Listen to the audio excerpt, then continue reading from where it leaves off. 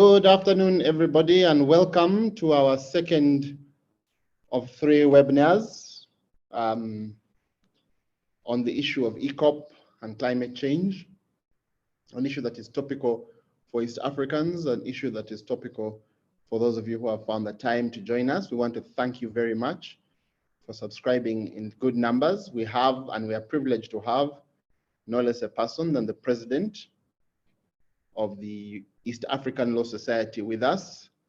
These webinars are going to be 3 in total. We had one with a group that was supporting the project.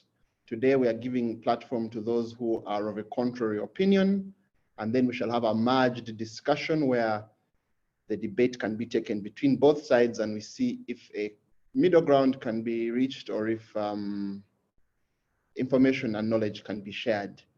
We are very privileged and honored, of course, to have the president of the East African Law Society, Mr. Bernardo Wundo, who has enabled these sort of discussions to happen. And allow me, before we start, to ask Bernard to just come in and say a word or two as we begin this fantastic webinar.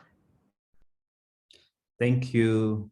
Thank you, Chair, for the introduction, and thank you for moderating yet another debate of the East Africa Law Society Oil and Gas Committee. As you have indicated, these debates are going to be 3.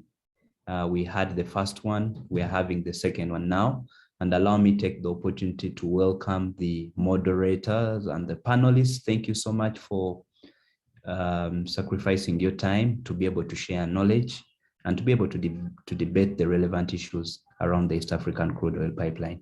As the East Africa Law Society, our role is to provide a platform for debate and to provide a platform where our members can share ideas and debate issues affecting the region. So I just want to thank you and welcome you to yet another debate. Thank you. Asante sana, Chair. Thank you very much, Mr. President. The format will be the same as last time. I am co-hosting with the wonderful, cerebral, and brilliant Pooja Karia. We will divide the questions between ourselves. We have very honored and privileged to have among the panelists who will be introduced by Pooja. I was about to introduce them, but maybe I'm starting to like the sound of my voice, so I'll ask Pooja to introduce the panelists. And the format is the same. We shall take the panelists through some of the questions that members of the society have sent us. The panelists are distinguished lawyers. We have an apology from one, but I think those who have come are sufficient. We will then take some of the questions in the Q&A box. If you have a question, please put it in the Q&A box. And then we shall also open up for those who have audio, those who have questions and they wish to engage these gentlemen. We shall open up for that engagement. So as much as possible, while we are listening to this side, it is also an engagement, it is an interaction. Tough questions will be asked and wonderful answers will be provided. Pooja, please. Thank you very much, Chair. It's a pleasure co-moderating this wonderful session with you. I take this opportunity to welcome our panelists today. We have Dickens Kamgisha. He is the current Chief Executive Officer of the Africa Institute for Energy Governance. He is also an advocate of the High Court of Uganda, a member of the Uganda Law Society and the East African Law Society. Mr. Kamgisha has undertaken many professional trainings, including access to biological resources, benefit sharing and material transfer agreements, ABS, biosafety mechanisms, intellectual property law and health in Africa, NGO leaders capacity building strategy, and others. He has also written widely on oil and electricity governance. Mr. Kamgisha holds a Master of Laws degree majoring in energy governance from Makerere University. Our other panelist is Omar Elmawi. He's the coordinator of the Stop EACOP campaign. Omar is a highly motivated lawyer with over 10 years of experience. He has been assisting communities to assert their rights and have their voices heard He is knowledgeable about energy, climate change, and environmental laws, and has dedicated his career in supporting marginalized communities and helping them in enforcing their rights. This has been either through solidarity with affected communities or helping assert their rights as crucial stakeholders in taking their stands in projects that impact their life and their livelihoods. Currently, and mostly relevant to this webinar today, Omar coordinates the Stop EACOP campaign, which is a global campaign pushing to stop the world's longest heated crude oil pipeline in East Africa. We have apologies from Baraka Lenga, who is the founder of Founder Fridays for Future Tanzania, climate change and livelihood expert. Without wasting much of our time, I would request all of us to dig into today's session, and therefore I'll be starting off or opening up the discussion by throwing up the first concern to Omar. Omar, you're welcome on board, and please elaborate to us why EACOP should stop. Thank you, Pooja, and thank you for the East African Law Society for inviting us here today to present our case of why really stopping EACOP is the most patriotic thing that Uganda and Tanzania will be able to do. But before we begin, I definitely wanted to also communicate apologies from Baraka because he's been not feeling well, and our prayers and wishes are with him as he fights to get better. I also wanted to at least speak that I see a good number of you who are attending here. Some are definitely of our views, some are our nemesis, and some are neutral. But what I'm trying to really push for is that we have open minds and let's have a discussion. And then from here, we will take a debrief and see where we are. So on the specific question that I was asked on why stop EACOP, one, I assume all of you that are here understand that Uganda discovered that its oil that they had in around 2006 was commercially viable. They definitely discovered about 6 billion barrels and about 1.4 to 1.7 barrels of oil can commercially be extracted. And therefore, the plan is to extract this oil from 2 oil fields, in Tilenga and Kingfisher oil field, and then it's going to be evacuated 1,443 kilometers from Hoima in Uganda all the way to the port of Tanga in Tanzania before it gets into tankers and ships and then taken to international market. So on the question of why stop EACOP, from where we're sitting, one, people have to understand that the campaign to try and stop EACOP is not an organization, but a coalition, and therefore not a registered entity with so many people involved, including about 260 organizations. But our position has always been that we're trying to stop it because it is against people. It's going to cause drastic impacts to nature, and it's also going to be quite a huge cost for Uganda and Tanzania and the entire continent when it comes to the climate consequences from the oil that's going to be burnt from the process. Now, in terms of, again, to add to why we need to stop it, and I'm sure we'll be speaking on other questions later on and we'll be giving more details, but the other reason that I will give why we need to stop it is, one, we've also struggled really hard to get access to some of the key important documents and information that will be important for people, especially Ugandans and Tanzanians in this case, to make a free, prior, and informed consent in terms of whether this is a good project to proceed or not. And when I mention documents here, I'm talking about the host government agreement between the different governments and the project proponents, the intergovernment agreements between the governments, the benefit sharing agreement of how these resources are going to be utilized. And from my experience with the many engagements that I've had with community involvement in development projects, if you don't have access to these agreements, you can always assume, there's a saying that if you're not on the table and the food is being served, then you can assume that you are the menu. And therefore people are thinking of how they can eat you. And in this case, I think for Ugandans and Tanzanians, it becomes really important that these documents are shared. And therefore, if there's nothing to hide, why are they not being shared? I know there is the argument that some of these documents are being mentioned in the EACOP laws that have been passed, but the EACOP laws, if you read them, one, the purpose was to try and activate some of these documents that have been mentioned. So it's not necessarily to give access to these documents. And then there's also a whole lot of issues that I have with the law, which I'm also going to speak on later. Another point that I would want to raise is the issue around stranded assets. I know there is a sort of a shift right now that fossil fuels are becoming quite popular. I know there are a lot of African governments especially that are looking at especially gas as a transition fuel, so to speak. But what we are missing is that all this demand came in because of what's happening in Russia and Ukraine, in the war in Russia and Ukraine. And therefore, because of the many reprisals that are happening, then people are looking into other markets to get these fossil fuel resources. But what we do know is that fossil fuel agreements and contracts are mostly agreements that are long-term, at least 20 years and above. And therefore, we know that the war, and someone can easily assume that the war won't be here in the next 10 years. So what happens when markets have gone back to the way they were before, and then Uganda is left with a stranded asset with no person that wants to purchase it? And then for the many Ugandans that are now left with a public debt that they have to pay from their own pockets, because it's Ugandans and Tanzanians as taxpayers that have to pay for this. And finally, because I've taken quite a while, there are also the issue of we're not just saying no to EACOP.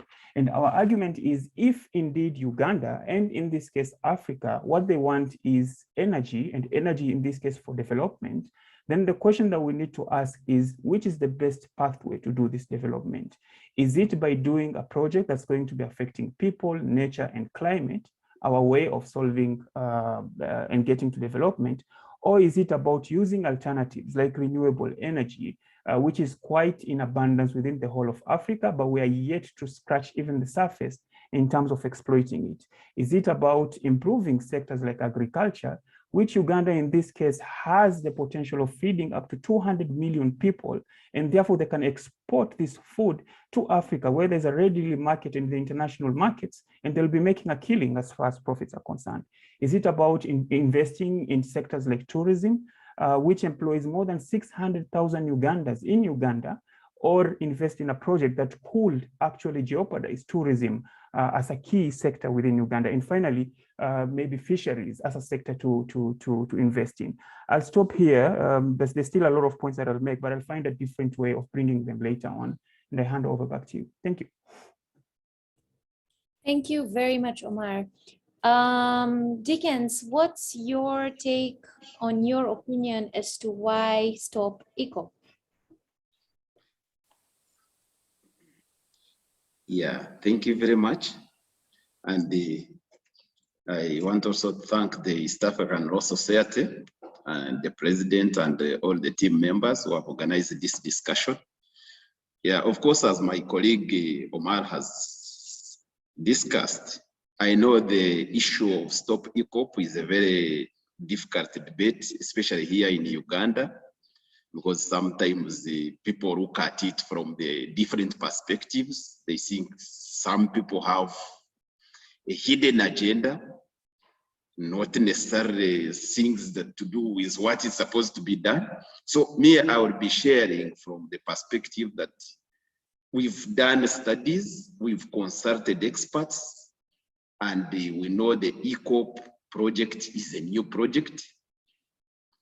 The longest heated pipeline.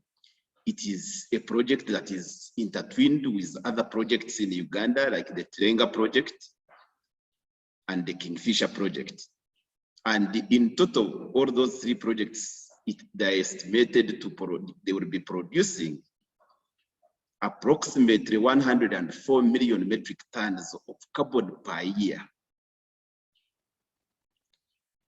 If you look at those green gases that will be produced by these projects, and it is at a time when there is scientific evidence that climate change is real, and many of our people today are suffering because of those climatic changes, then I don't think there is any reason whatsoever why a country like Uganda, a country like Tanzania, instead of mobilizing to become the leaders for a new energy transition, they instead want to join the polluters who have been destroying this country.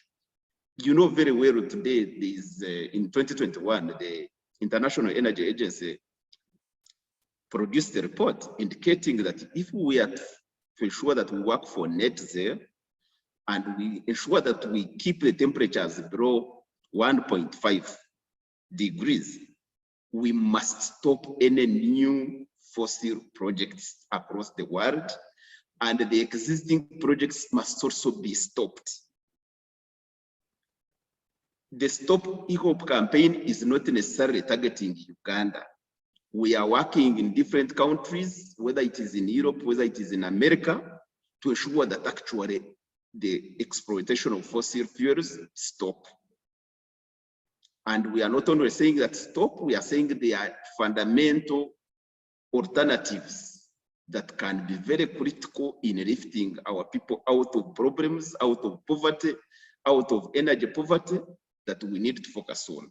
Here in Uganda, you know very well that today, 38% of the population have access to off-grid solar, compared to the 19% that have access to the grid. And the grid in Uganda includes thermal generators who are producing around the 100 megawatts that are put in the grid. But unfortunately, because of the challenges that affect those fossils and the grid, people cannot get that access. So the fact that we already have some technologies that can enable people get access to clean energy, stopping the EACOP will not be a problem and would not undermine our capacity to get clean energy to improve the lives of our people. But going with the EACOP, it is going to cause more problems. Lastly, on this point, we need to be mindful that Uganda is not going to be the first country in Africa to exploit oil. We know there are many countries in Africa that have been exploiting huge reserves of oil, selling hundreds of millions of barrels. But if you go to those countries, the biggest victims are actually the communities where those resources are exploited. And as we speak, since 2018, my organization and other partners, we work in these communities. These communities are suffering. And I don't think that we should be proud as East Africans that we are talking about these projects that have been rampaging the whole of Africa, especially the communities. Where you talk of access to energy, actually, these projects will never deliver the access that we are talking about. Lifting people out of poverty, actually, they lead to more poverty in the communities. Instead, just few people use these projects. And that's why we think that even when the governments, like in East Africa and across the world, appreciate that there is scientific evidence that fossil fuels are responsible for 65% of global green gas emissions, they still want to continue because themselves, those few people who control the countries and the world actually benefit. But the majority of the citizens, they suffer the consequences and they never get solutions. So we don't want a country like Uganda, Tanzania, and East Africa to start these projects that do not deliver. But instead, currently, they are the biggest problems that we are facing in the world in terms of climate crisis. All right, Dickens. Thank you for your opinion. So from your and Omar's opinion, I feel the biggest challenge here is climate change, right? But we've already had extreme challenges to the climate like deforestation. So Omar, could you tell us how stopping EACOP could actually support the climate change challenges in Africa like deforestation? While you get ready to answer that, I would like to remind our audience that we have the Q&A tab at the bottom of our screens. We can click on there and type our questions if we have any. And the panelists can also feel free to type their answers in the meantime. All right, Omar, please go ahead. Thanks, Pooja. Yeah, and I want to be categorical that our angle is not just climate change. I've just said that it's about impacts to people, impacts to nature, and then impacts to the climate. And therefore, as regarding your question of how this project is going to support the current climate changes in our issues and challenges in Africa, like deforestation, it's a really good question. And I want to begin by first acknowledging that we have more than 600 million people in Africa that are energy poor. I'm also acknowledging that more than 1 billion people lack clean cooking or access to clean cooking. And therefore about 5 million people actually die from preventable deaths, including one of the reasons is unclean cooking methods and heating within their houses. And therefore what this means is that there is a need for energy investments in Africa. But the question is, what kind of energy then makes the most sense? And for me, what I would want to begin with by saying is that while I acknowledge that Africa has contributed the least to the historical climate emissions, I think it'd be less than 5% globally, and also less than 1% within this year. But it's also true that Africa as a continent and African countries are most affected by climate change impacts.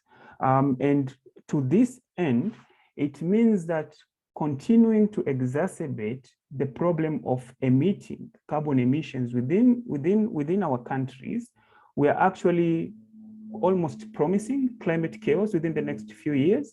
But then two, we are also losing footing of asking questions and actually making sure that, I don't like calling them the developed countries, the historical polluters are not paying for the loss and damage that we are facing today. And therefore, by us saying that this is the mode of development we want to implement, which is a green option that is using both wind, solar, and other renewable energy options, which are quite in abundance within the whole of Africa, and it's possible to do them. Kenya, where I am based, I know some of my friends like saying that Omar is based in Kenya, but Kenya, where I am based, our electricity sector, more than 92% is coming from renewables. And we are actually on track to move towards 100% by 2030. And what this means is that it's possible to do this. I know there are arguments about storage like batteries and other intermittent issues, but all you have to do is sit down, come up with a plan that works for Africa, mixing all these different renewable energies together with other ancillary options, and we are able to do this. The question therefore would be, how are we going to fund for this? And as I said, because we've not contributed to this climate disaster that we're in and conundrum we're in today, this then becomes our opportunity to ask those that have caused this chaos that we're in today to pay for these investments, because it's not about they're doing us favors. It's not about us begging. It's a matter of right, because they've hurt us and they have to pay for that. And therefore, I say if we move in this trajectory of trying to push for fossil fuels, it means that, and Elson will know this, and most of you people here who are lawyers, that when you come to equity, you come with clean hands. And therefore, if you want people to pay for the climate damage that we have had before, then we have to show that we are also not contributing to the case, and therefore we can ask them to pay the damages. And therefore, in our case, what we're saying is that. But secondly, the fact that even if we are making a case of extracting these resources, if you look at the agreements, or rather the evidence that's available, you will see that a big chunk of the oil is going to go out of Africa. And it's the same case for most countries in Africa. And what this means is that instead of us dealing with the energy poverty issue that we are having, we are actually pushing and propagating a colonialist model, because that's how colonialism was done, where colonialists came to Africa, extracted our resources, and took them to their international countries as raw materials. And that's what we are doing in this case, because most of these resources are going away. And when they're coming back, we'll have to pay significantly because of the increased prices that we are seeing internationally. So this is really an opportunity for us to leapfrog the dirty fossil fuels, because we are not yet in that trouble. And by doing so, we are opening up different options in terms of technological transfer, capacity building, as well as resources to fund for this. And therefore, it becomes not just an accessible energy option, but also affordable. And we don't have to worry about our people living with impacts to their health, to their environment, and to their loved ones. Thank you. Thank you very much, Omar. Maybe in the same spirit, maybe I should ask Dickens. After all is said and done, it seems global demand for fossil fuels has gone up. Regionally, locally, the demand seems to have gone up, Dickens. So when you talk about stopping EACOP, aren't you just saying we should stop producing and allow others to produce? The question was, are you an agent of backwardness? If I can put it strongly. Yeah, thank you very much, Edison.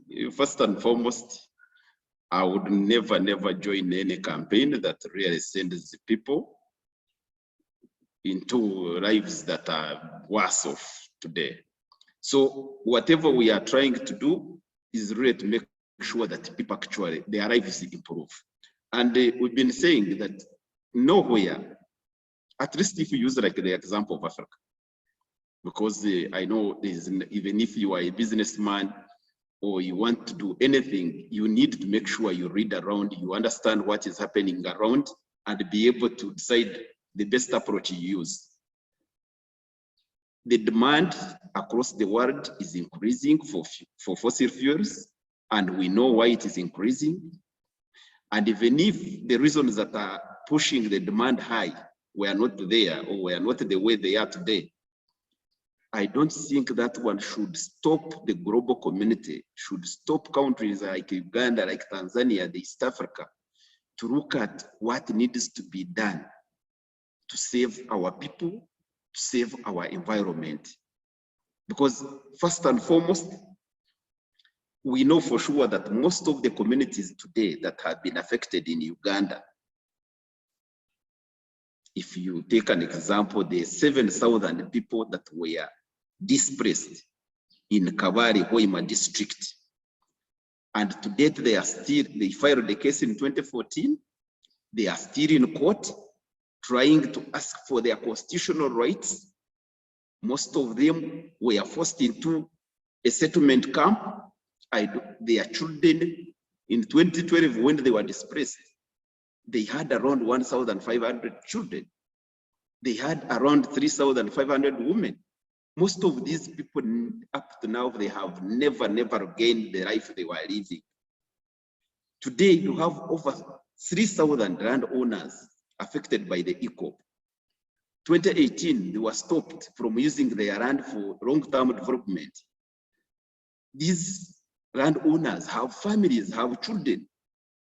I don't think even the government of Uganda or Tanzania, they know the impact that has happened to all these people that are affected when they are being stopped from using their land. So when you talk about backwardness in terms of stopping the EACOP, actually allowing EACOP to proceed, there are many communities that are going to actually get more problems. And that is the highest level of backwardness. In terms of the demand increasing, I think we've seen these global engagements and commitments like the Paris Agreement on climate change, where the countries have committed that they must do everything possible to stop the causes of climate change, the causes that are destabilizing food chains, the causes that are destabilizing other industries like tourism.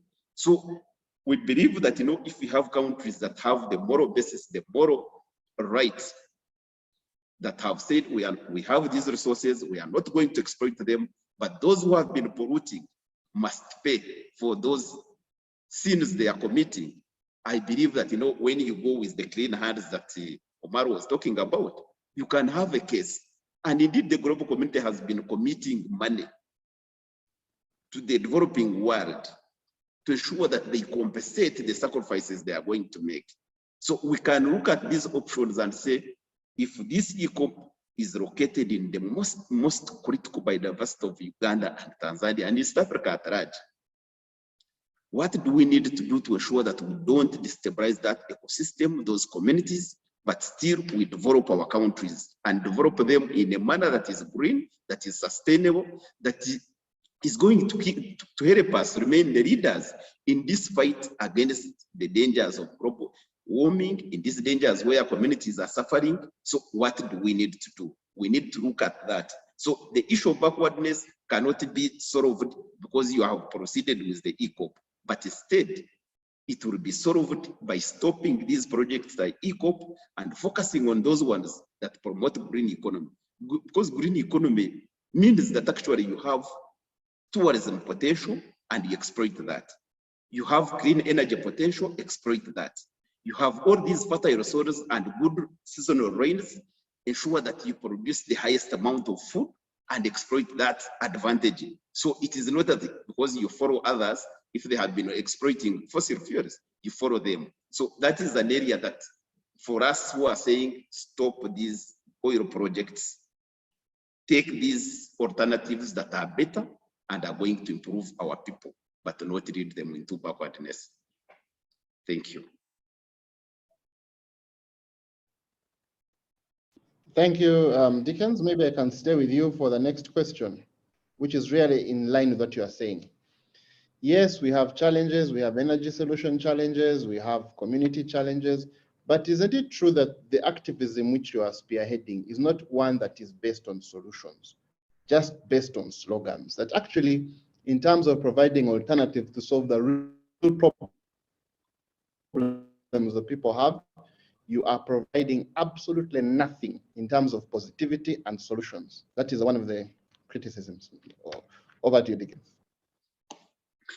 Yeah, thank you very much. First and foremost, when I was starting, I told you that we are already facing problems. Some of our security, they think they can harass you, intimidate you, arrest you, detain you, and they were never, like me, myself, and the 6 of my staff have been on police bond since October last year. You ask the government take me to court, that I'm able to present my evidence about what I do, and they will not actually take you to court. So you remain there. So when you hear that, activists have no argument, they are not providing a solution, I don't think any serious person out there should agree, because as we've already told you, some of us have been following all the oil activities in Uganda since 2007. We've seen how the production sharing agreements were negotiated and were concluded, how they have been hidden from the public up to now. We've participated in the environmental and social impact assessments, and we've seen how they have been mismanaged. We even filed cases in the High Court of Uganda. We have a case at the East African Court of Justice. We presented all the evidence in these cases. Some cases have been in court since 2014, and the courts, both at the East African community and in Uganda, have not determined these cases. If really we didn't have evidence and we're just talking for the sake of talking, why do you think? Because these are governments, they have capacity. The judicial systems, the judicial organ is part of the government. They would have actually dealt with these cases to be able to tell the public out there that actually what these people are saying does not hold any sense. But the fact that they can only attack you, harass you, and yet you have matters in court, it means there is a problem. Secondly, we've also been challenging the government and the companies. These companies claim that they come from high democracies. The governments also claim that actually they are democratic. They respect the laws. We've been telling them if we are challenging the legality of these projects, we've presented evidence. Why are you proceeding, signing more agreements, entering into new commitments before these cases are determined? So to be honest, the colleagues here, we've tried to make sure that whatever we say, whatever we do is supported by evidence. We've taken these cases to court. Where else would we justify that what we are saying is actually true and has a basis. Last on this point, isn't it true that the EACOP, with its sister projects that the Kingfisher and the Tilenga, they are located in Uganda's most critical biodiversity, including Machon Falls, which has been attracting the highest number of tourists in this country. And when you talk of tourism, at least the statistics by government, tourism has been employing over 660,000 Ugandans in terms of jobs. Isn't it also true that since the discovery of oil in the Albert region, we've seen the fishermen on Lake Albert crying that actually they no longer have these resources? Isn't it true that we have seen the biggest forest, central forest reserve in Bunyoro called Bugoma Forest is being destroyed, guarded by hundreds of soldiers, and these roads were constructed because of oil. Now the land grabbers are using all these opportunities to actually destroy those critical biodiversity. So I don't think anyone can actually blame anyone who is opposed to the EACOP and all the fossil projects in the world, that actually we don't have any basis that why we are opposed, but instead that we are talking for the case of talking. At least we've clearly presented evidence, and we believe this evidence is real because it is before court, and we are hoping that the courts will finally decide these cases. But it is unfortunate that before the cases are determined, you see companies and the government not caring, they are proceeding with the projects, which is the highest level of disrespect of our institutions, which should not be allowed by anyone who wishes our countries well. Thank you.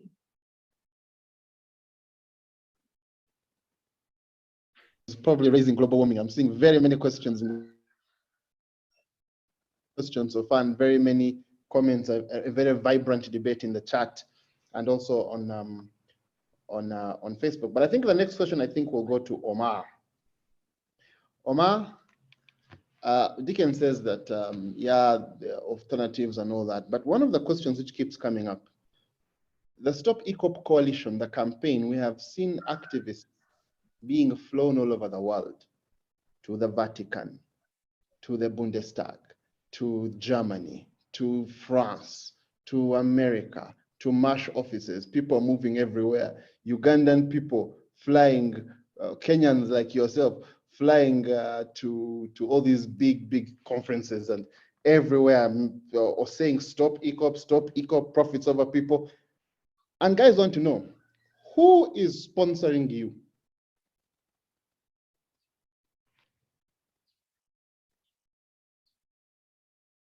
Thanks, Ellison. I see Ali's handwriting there because he's been asking that question severally on social media. And it's a good question. I mean, because if we are a campaign that is pushing for accountability and transparency, it's a fair question to ask. And I think it's important for me to begin by first saying that Stop EACOP is not an organization, it's a coalition. And what this means is that we are joined by myriad other organizations and individuals who are buying or are want to see us get the goal of stopping EACOP, so to speak. And therefore, what this means is that how we are funding the campaign is each organization, each individual, each different people have their own ways of doing this. But importantly, from at least where I'm sitting and what I'm involved in, because the Stop EACOP campaign has only currently one person that is fully employed to work for it, and that is me. And for where we're getting our funding, one, it's important to note that we are not receiving any money from governments, corporations, or entities that are in some ways not buying our strategy and our goals. And therefore, a big chunk of our donations has been either through public donations that have been received on our website. When the more than 1 million people signed our petition against EACOP, after they signed the petition, there's an opportunity and option for them to contribute something small. and different other reaching out that we've had. We have a whole list and number of people who follow us and support us. And we keep fundraising internally in being able to do this.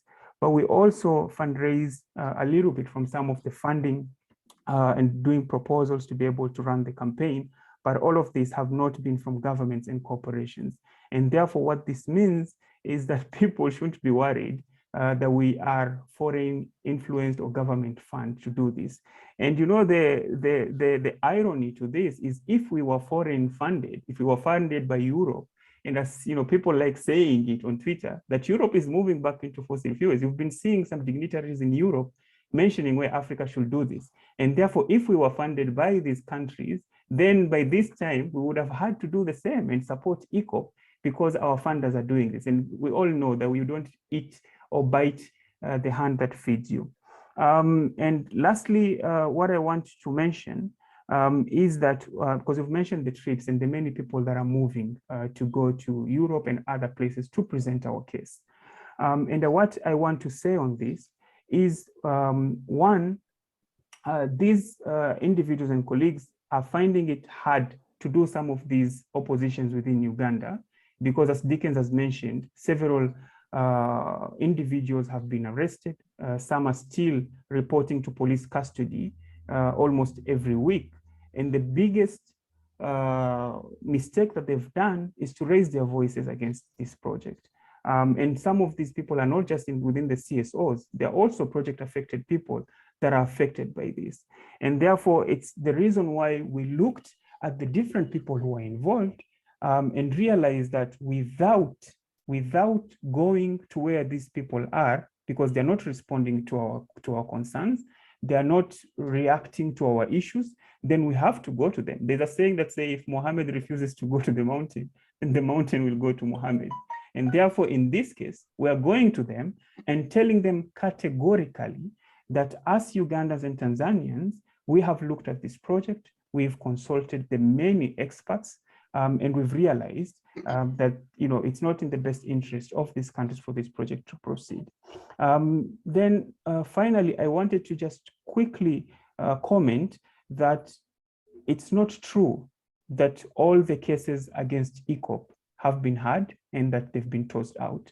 There are still cases in court, as Dickens has mentioned, and that it's really going in bad faith when the same people and stakeholders who are bragging that they want to uphold the rule of law, then when this is being challenged in the court processes, are still moving and doing everything possible to continue with the project without caring what is going to happen within the court's process. So for me, the question that I would ask, is it that they don't care about what the court is going to decide, or they think that the courts are toothless dogs that they cannot bite, but they can only bark? And it becomes a really, really important question.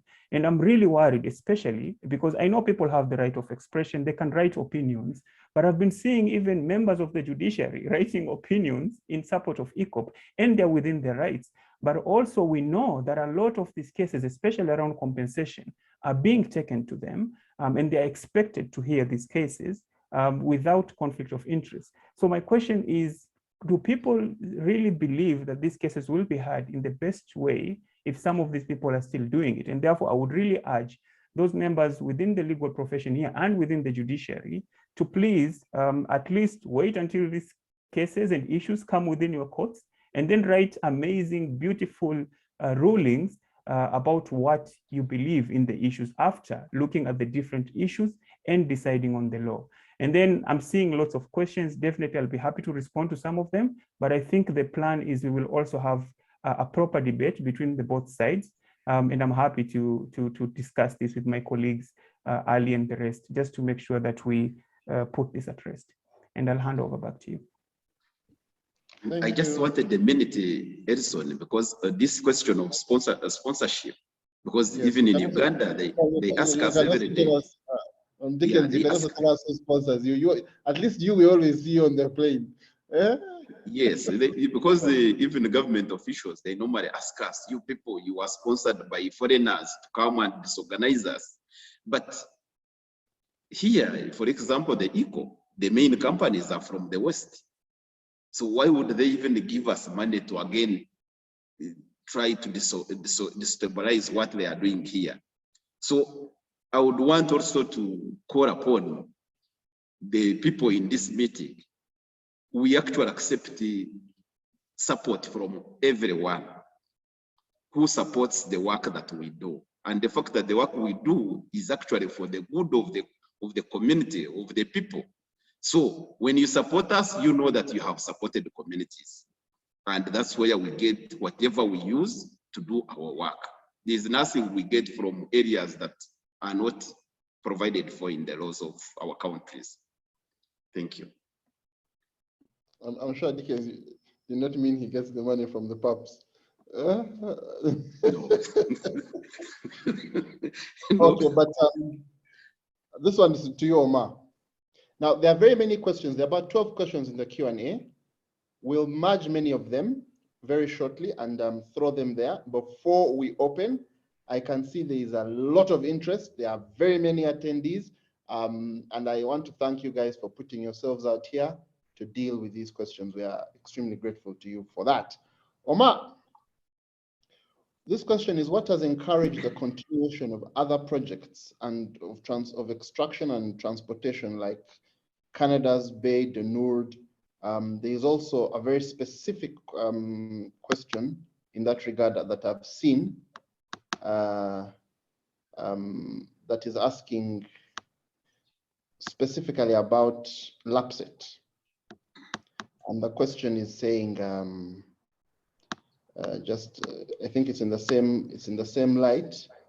And it's to you, Omar, why would someone like you from Kenya be at the forefront of Stop EACOP instead of Stop Lapset or Stop the Eldoret Kisumu pipeline extension from Kampala to Kigali?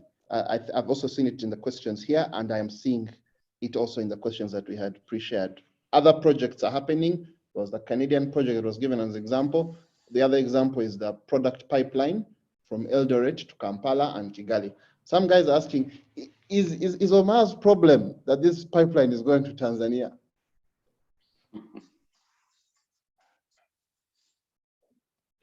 Thanks, Ellison. Definitely good questions. And let me see where to begin. So the first thing I would want to mention is for those who have looked at my profile, and I hope you have, you would realize that I didn't just wake up yesterday and start working in Uganda, and that's the only thing I've done. So I have actually worked on campaigns on Lapset, on coal in Kenya, on fossil fuels generally in Kenya. And I have been doing that for the most part of the past 6 or 7 years. For those who are interested to read more, I mean, you can easily check both my social media on Twitter, and you'll be able to see that. I've led a campaign on coal in Kenya, and we were successful. We were able to stop a coal plant in Lamu, where I am coming from, and one of the most affected places by climate change. And we've been able to resist coal since 2014 to date. We don't yet have a coal industry. Part of the reason why I'm not the leader of the Stop EACOP campaign. I'm the coordinator of the Stop EACOP campaign. And I know to many people this might be confusing because you see me as the most vocal person on social media being quoted, but it doesn't mean that I'm alone. And part of the reason why I'm the one that you're seeing mostly doing this is one, there's the security repercussions. Dickens has told you about people being arrested when they speak about EACOP. So a lot of people are being deterred from raising their voices because of being worried about appraisals from authorities because of their stance. But then secondly, I've always been saying that one of the reasons why I got this is because no Ugandan applied it because of being worried about this. And I really believe that if I was in Uganda, I'll be speaking with you guys maybe from jail if they will allow me to use the internet. But if tomorrow, and this is a challenge for all Ugandans here who are interested in working on this campaign, and we can verify that. If by say tomorrow or even today, someone comes out from Uganda or Tanzania and they want to coordinate this work and they can do a good job, I mean, I'm more than happy to step down, because at the end of the day, what we're trying to achieve here is the best recourse and the best produce for what our people need. And it's not really about me being Kenyan and thinking or being jealous about Tanzania and Uganda. Because I think this is neither here or there. And if anyone has evidence, they should bring that out. And that I would be as vocal if this project was passing through Kenya as it were. Actually, I would be more vocal if it was passing through Kenya, because here, for those who know me, I will even be leading demonstrations and doing all these things that need to be done.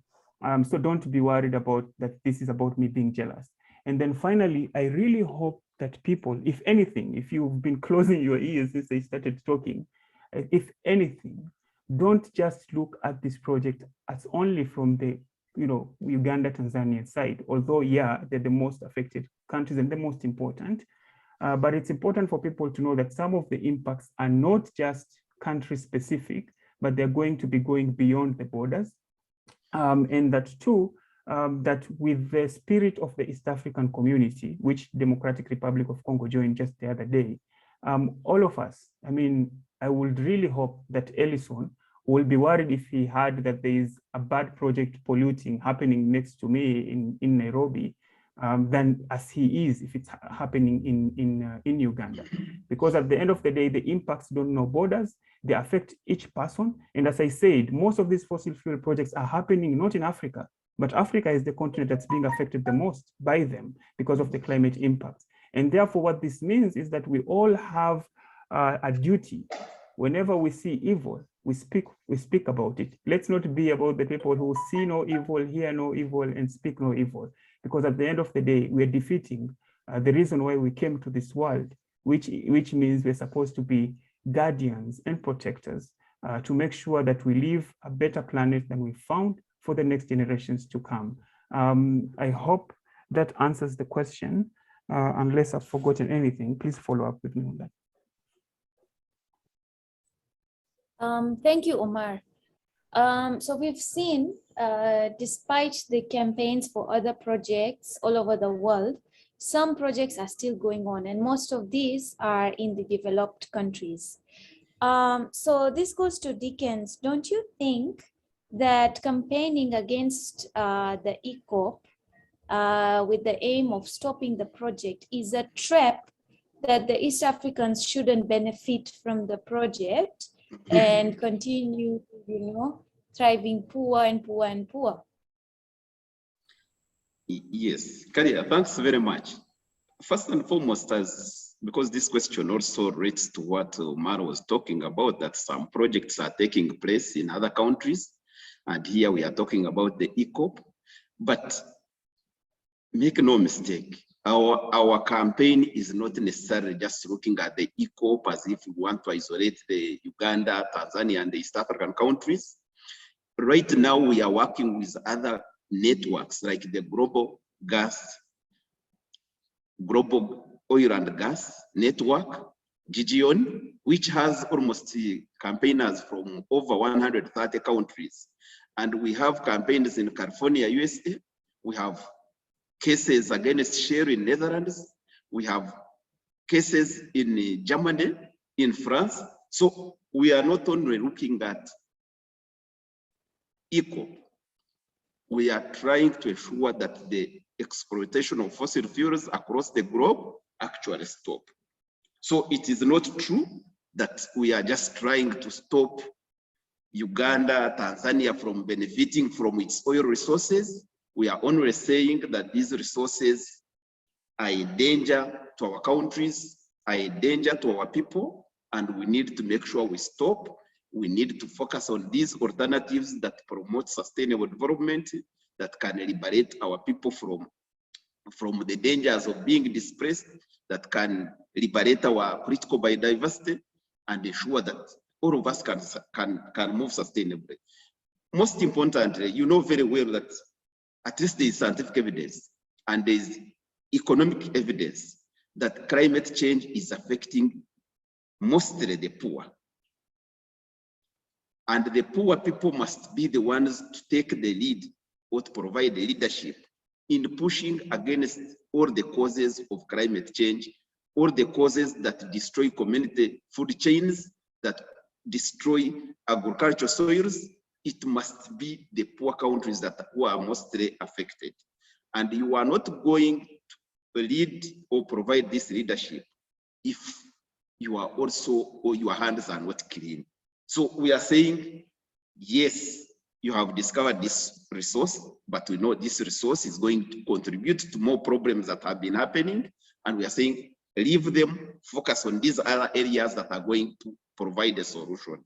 So we are working with governments and we provide this information to ensure that we are not saying you government just go and do what you are doing without us contributing. Whatever information we provide, the communities that we engage with, we ensure that they must be mobilized, they must participate in this process of ensuring that we have alternatives. So we are doing whatever we are doing to ensure that across the world, fossil fuel exploitation is stopped, including the EACOP and the other oil projects in Uganda and other countries. Thank you very much, Dickens. But we do understand that the EACOP stakeholders have taken great steps and huge initiatives to see to it that the people, communities, the environment, the climate is well protected. And one of these is the environmental impact assessment process and then the report thereafter. So what is on your take on the clash between the EIA and the climate change agenda that you've been initiating so far? Yes, and again, thank you. I think if there is a process where civil society, including myself, have participated, is the environmental and social impact assessment for oil projects in Uganda and the EACOP specifically. I'm happy that the government and the companies were able to conduct these processes. We had the 1998 Environmental Impact Assessment Regulations, which have been recently replaced by the 2002 regulations. But if you look at how these assessments were processed or were conducted, you discover that actually the biggest challenge that we face is not because they don't conduct these assessments, but because they mismanage them. And this is the reason why in 2014, we filed the case in the High Court of Uganda. Among other things challenging the displacement of the people, over 7,000 people from Kabale, Hoima, before government of Uganda and the relevant institution conducted an environmental impact assessment. In 2019, we also filed the case challenging the conduct of environmental social impact assessment for the Terenga project, where all the steps that were supposed to be done were ignored by both the companies and the government. So while we know there are these reports, the National Environmental Management Authority in Uganda has issued certificates. We know most of these certificates are not intended to help avoid, mitigate, or reduce the impacts. Most of these documents, most of these processes are done for formality. And that's why, like when I was opening, is that we've been conducting studies to see how other countries, especially in Africa, where we can compare. I know my friend Elson sometime back said that we cannot, pygmies cannot compare with each other. But if you're a pygmy and you want to compare yourself with the tourist people, it becomes very, very complicated. But we've seen mostly in Africa, the biggest challenge is that when oil exploitation starts, the companies that have the money actually overpower the governments from using their laws and institutions. And at the end of the day, the companies are the ones driving everything. Just recently, when, for those who have been following the sector in Uganda, when Taro was selling its shares, Total Energies, URA had assessed a tax of $167 million US. When there was some disagreement between Taro and the government of Uganda, Total Energies decided to suspend its activities on the EACOP. Within a very short time, the government of Uganda gave up on the taxes including the $85 million that Taro was willing to offer to the government. So it tells you that actually these assessments, whether they are social or environmental assessments, some of them do not hold. And the reason why, like the cases we have filed in court, cannot be decided is that maybe the government knows that actually our cases are credible, that we have evidence, but they don't want those cases to be determined so that the world can know what is the truth.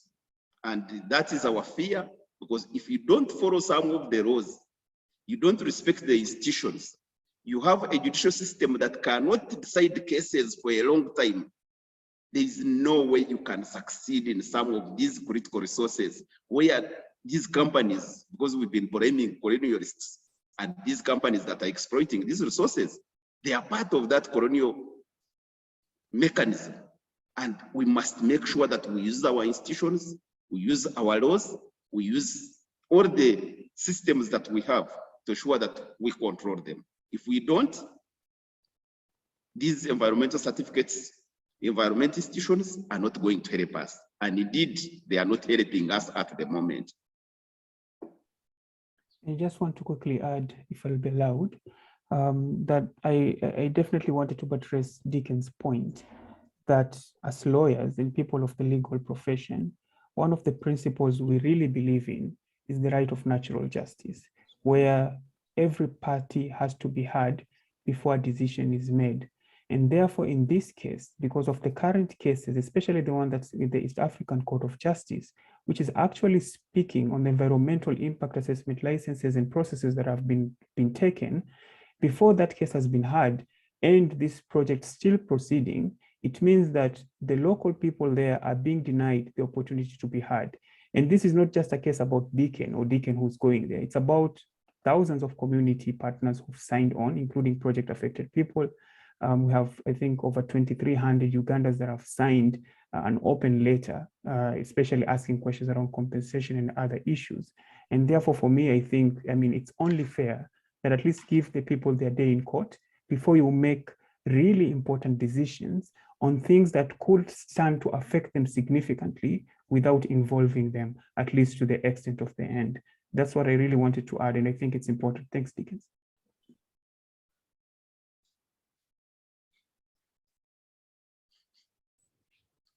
Thank you, Omar and Dickens.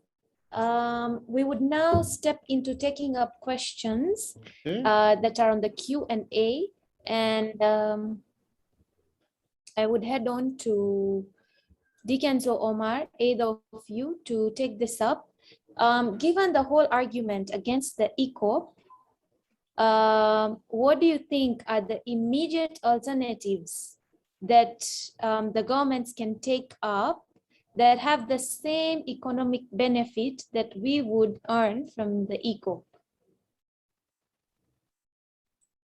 You happy for me to do that, Dick? Yeah, so it's really not about alternatives that have the same economic benefits or incentives. They actually have better economic incentives. And when I started speaking, I talked about the alternatives. And I'll talk about three sectors here that I think are important. One, I mentioned about the renewable, green renewable energy sector. And that I gave examples for Africa. We have the most potential for renewable. We have the most potential for solar, for instance, but we are actually only contributing about 1% of the global current solar capacities.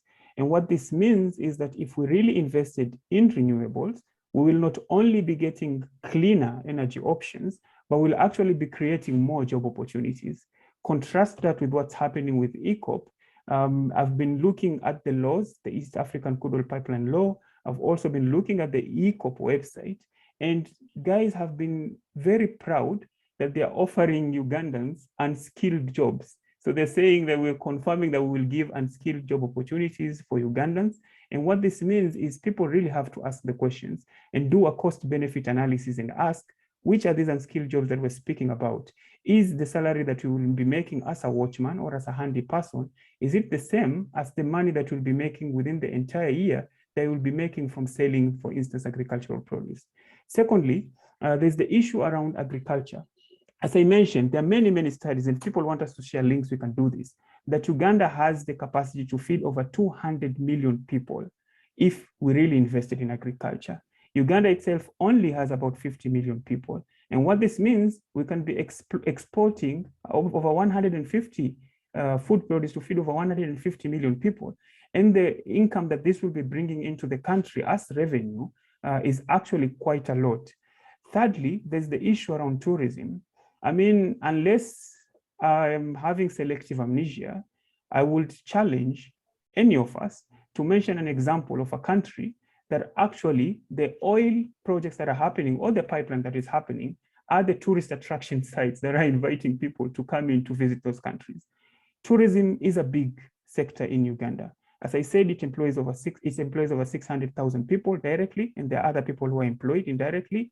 And if we were to invest in this sector, we will be creating a lot of employment.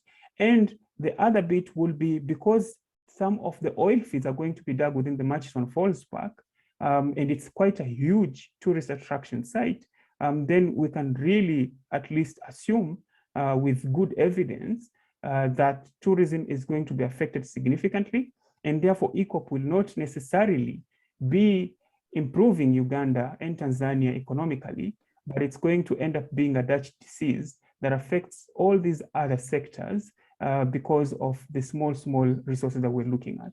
And finally, also EACOP itself, if you look at the shareholding of EACOP, I mean, 70% are owned by the two companies, Total and China National Offshore Oil Company. Uganda and Tanzania have to share 15%. And what this means is therefore the process that come there will be less. And even if you look at the EACOP law, you will see that the law itself first gives tax holidays to deducting taxes from the EACOP process or the tariffs from getting the oil through. And they've given a 10-year tax holiday where the proponents won't be paying any corporate tax for 10 years. They'll be paying 5% withholding tax instead of 15% as required by Ugandan laws. And they will also not be paying any value-added tax. And value-added tax would have been important because if you just look at the EACOP website, you will see that they are planning to import more than 500,000 tons of equipment into the country. And what this means, Ellison I know can do quick calculations. That money that you're losing from all these sectors is quite significant. And I mean, what's to stop the proponents from making sure that the 10 years that they have the tax holidays, they extract as much oil as possible.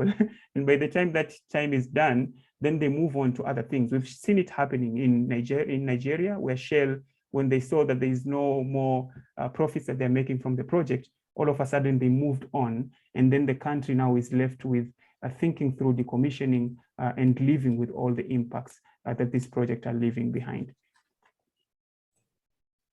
Thank you very much, Omar. Along those lines, there is a very good comment on the Q&A worth reading and having your opinion.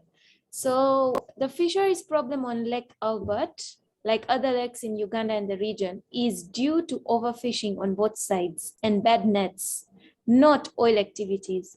CNOC is now implementing livelihood restoration projects that are training the fishermen on better methods, and the communities are now seeing higher yields. What's your opinion, Omar and Dickens? I think I can first give a take, because I know sometimes people say you speak without information.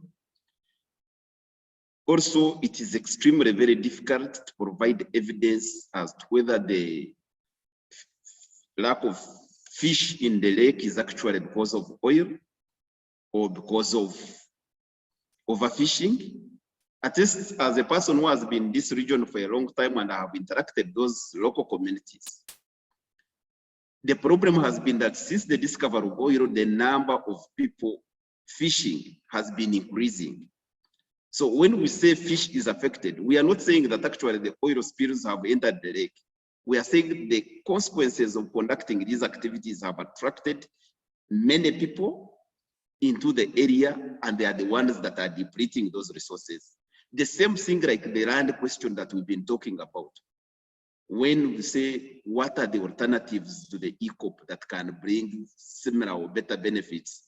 If you have oil activities in the area and you don't have clear mechanisms on how you are going to deal with influx of people who come with different practices, at the end of the day, that resource that has attracted people, the different characters of people, is going to be blamed for that.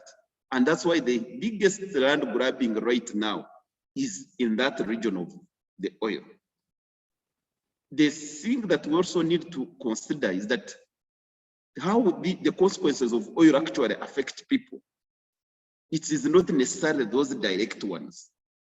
I have previously said, since 2012, when Total and Sinopec came to Uganda and joined the oil sector, the current national debt, which is almost like now 52% of our national debt, of our GDP, has been contracted during that time.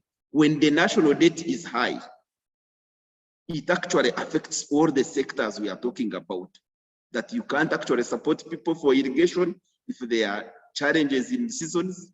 You can't improve your tourism because you need some investments. So at the end of the day, you'll find that, you know, the fish you are talking about is also affected by the activities that are there. And when they conducted the social and environmental impact assessments, we were actually asking, what is the mitigation plan on how you are going to mitigate the influx of people that will be coming in that region, that will not cause prostitution, will not affect the lifestyles of these people? It is unfortunate indeed that today you have settlement camps in that region where communities used to live with their, in terms of their cultures, practices, they are now being confined in settlement camps, and many problems are coming. The same thing, those who use it to fish, they now have those problems. And those are the things that we are saying they must be stopped.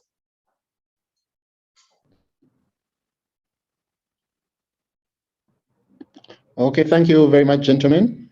In a few minutes, we'll be opening up for the attendees who want to ask questions. I have been asked, and I think it's important that I put it to you that we shouldn't use the opportunity of this discussion to litigate our court cases as East African Law Society. If you have applications in court, make those applications in court. Don't tell us that the courts are very bad. That I have received a lecture that Dickens, if you have a matter that is pending, apply for an injunction. Do not come here and mobilize the society. I have actually previously seen many of your lawyers celebrating about the dismissal of amicus applications and saying the cases do not make sense. Yeah, fair enough. But now to the questions. I'm going to, at exactly in about 5 minutes, I'm going to open up to the people who are raising their hands among the attendees. I see some of them have actually been spoken about by you, but just to quickly run through some of the questions, if I'll just throw some of them there very quickly. There's one about access to agreements, and I think that one was handled. There's a question to you, Dickens. What kind of study, if any, produced such a ridiculous claim as 104 million metric tons of greenhouse gases into the atmosphere by Tilenga, EACOP, and Kingfisher? The other one is, how can you talk about 34% of Ugandans using off-grid solar? What kind of quality of energy is that? A family boiling tea twice a day in the UK uses more energy than that average family on solar. And then the person concludes by telling us that it seems that Dickens is an agent of the democratization of poverty campaign. So I think I'll let Dickens go with that first, and then I will take, no, maybe the second question, maybe you take these two at a go. There's one about the refinery cases, but actually this one I'll leave it because I think what is in court, let's agree to leave in court. Let's discuss, we can comment about them, but I think let's focus on the actual debate, which is about EACOP and climate change. There's one, after Dickens, you take that, there's one to Omar, a very specific one about climate change. And it's saying that, can Omar tell us the specific climate change aspects that he sees? Because you seem to be speaking in very general terms. If we build this pipeline, what do we see? And one of the things that is actually coming from that is a lot of the literature of Stop EACOP says that 40 million people are going to die if we build this pipeline. And the question is this, or be affected, or be sick, be affected? And the question is, isn't this the largest amount of hyperbole people can put out? So please, Dickens first, then Omar. After you take those two questions, I will go to those who are raising their hands. We shall come back to some of the questions in the Q&A we haven't taken, but I'll go to those who are raising their hands, and we'll have, so please, just if you could answer those questions just in 2 minutes. Yeah, thank you very much. As you know very well, we demanded from the government when the environmental impact assessments were being done that there must be an assessment of climate change impacts of these projects. That was ignored. So we conducted our own independent assessment, and I think I will share with you that assessment. I haven't seen any other assessment by the companies or by the government to provide the different alternative. So what we have is what we assessed. And in the reports, the CR reports, it was not done. So that's where I get the information. And I hope when you read, you will understand how we assessed and how we came to the conclusion of the amount of the carbon emissions that will be produced by both the EACOP, actually the EACOP, the Tilenga, and the Kingfisher. We are currently conducting the one that will be produced by the refinery. So related to solar, I think all of you know very well that most of Ugandans today, when we talk about access to energy, we have to accept majority are very poor. That is, those who have been following the electricity sector in Uganda. Currently, we are producing around 1,300 megawatts. Of these megawatts, during peak hours, when most of the people are using power, Ugandans can only consume 700 megawatts. At least that is the information we get from the Electricity Regulatory Authority. You know very well there is, for example, a dam called the Aswa Dam that was commissioned about 2018. Up to now, that power is not yet evacuated, but the investor gets a return on investment. We know very well that we have the 600 megawatt Karuma Dam, which was supposed to be commissioned in 2019. 4 years down the road, this is 2022, that dam hasn't been commissioned. And we know, much as the agreements, we haven't access to them, the power purchase agreements, we know the reason why that dam cannot be commissioned. There is no market because already the power that we have cannot be consumed. Not because people don't want it, but they don't have the money to pay. So if they have an alternative like solar, which they can afford, and the access has been increasing to now 38% from the Uganda Bureau of Statistics information, then you can only give them power that they can afford. It does not make sense for us to invest in resources or in power that is good, but people cannot afford it. And now taxpayers' money is being used to pay for that power that is not consumed in terms of deemed energy. So this is why we are saying we appreciate that the solar, off-grid solar that is being consumed is what people can afford. And if the government can decide to shift the investments that they are putting in the grid where people cannot afford power and put it in the solar, off-grid solar, where every household in the country can access green energy. However,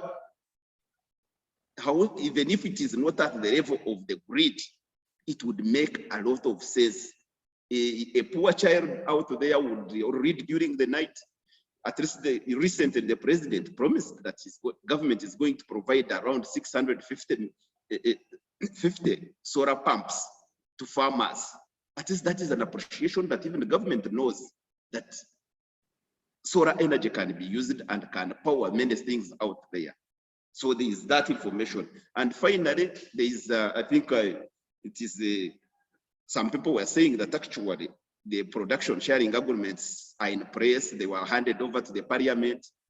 We as Ugandans, our constitution, I think Article 41 of the constitution provided we should have access to information. And there is no one who should say a whole agreement is confidential that we cannot access. Because if we can't access those documents, then we cannot be useful in terms of participating in the decisions that are made, if those decisions are really meant to benefit us. So we need to have those access to those documents to be able to inform our participation. Thank you. Thank you, Oba. Thanks, You Deacon. remember the question? Yeah, I do. It was still related to climate change, and someone was commenting that I'm very general. I'm not being specific. So one, I think Deacon, not I think, but Deacon has already mentioned the source of our climate change studies that have been done. And I'm seeing comments about people saying it's an internal document. And therefore, if we were to say that if it's an in-house document, I mean, we can even ask questions about even the EAAs. People could argue that they're internal documents because the project proponents pay the experts to do the report. And therefore, if someone pays you, chances of you going saying anything that will be going against that are quite minimal. But specifically to the question, so it's 34 million metric tons of CO2 a year, and definitely it becomes quite a significant issue. And therefore, really, it's sad that such a study has to be done by CSOs who have to grapple for funding and really find people to do these reports before we can provide this information, because this is a duty of the government and the project proponents to have done this report and share with the public so that we can make an informed choice of whether this is a project that we want to stand behind or not. Definitely, some of these reports, we are happy to share them with the East African Law Society. But for those who want to just take a few minutes of their time, you can always visit our website. We are always mentioning them and we are giving links as to where you can download them. So don't be worried. And finally, in terms of access to information, it's really important. And it's sad that, we have to, someone is saying that you have to, request for this information to government before you get it. But normally the best practice has always been, if it is information or something that is leading to a decision that could affect people significantly, then it is always advisable to make this information available proactively, in terms of, people can know where to go and they will get this information without having to write letters, without having to go to a certain place and request for the information and paying charges. And it's really important because these agreements, like the host government agreement, the intergovernment agreement, as well as the benefit sharing agreements, are important because, if really, because for me, I really don't see why people won't want to make these documents publicly available.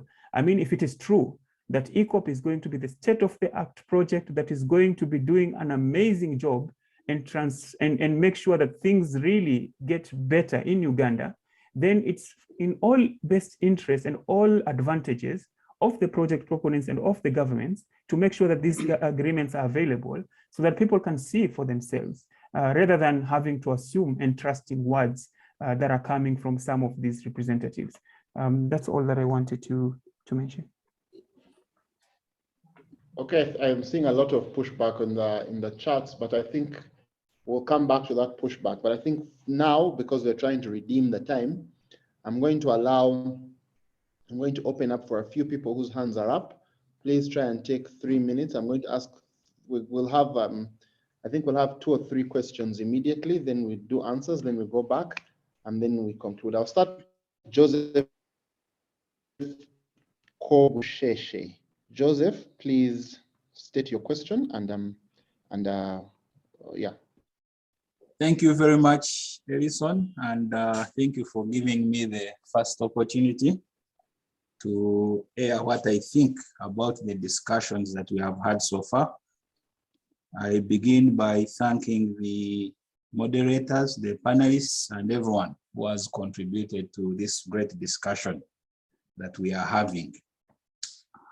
I had a lot of interesting views from the panelists and people generally who believe in the Stop the EACOP coalition.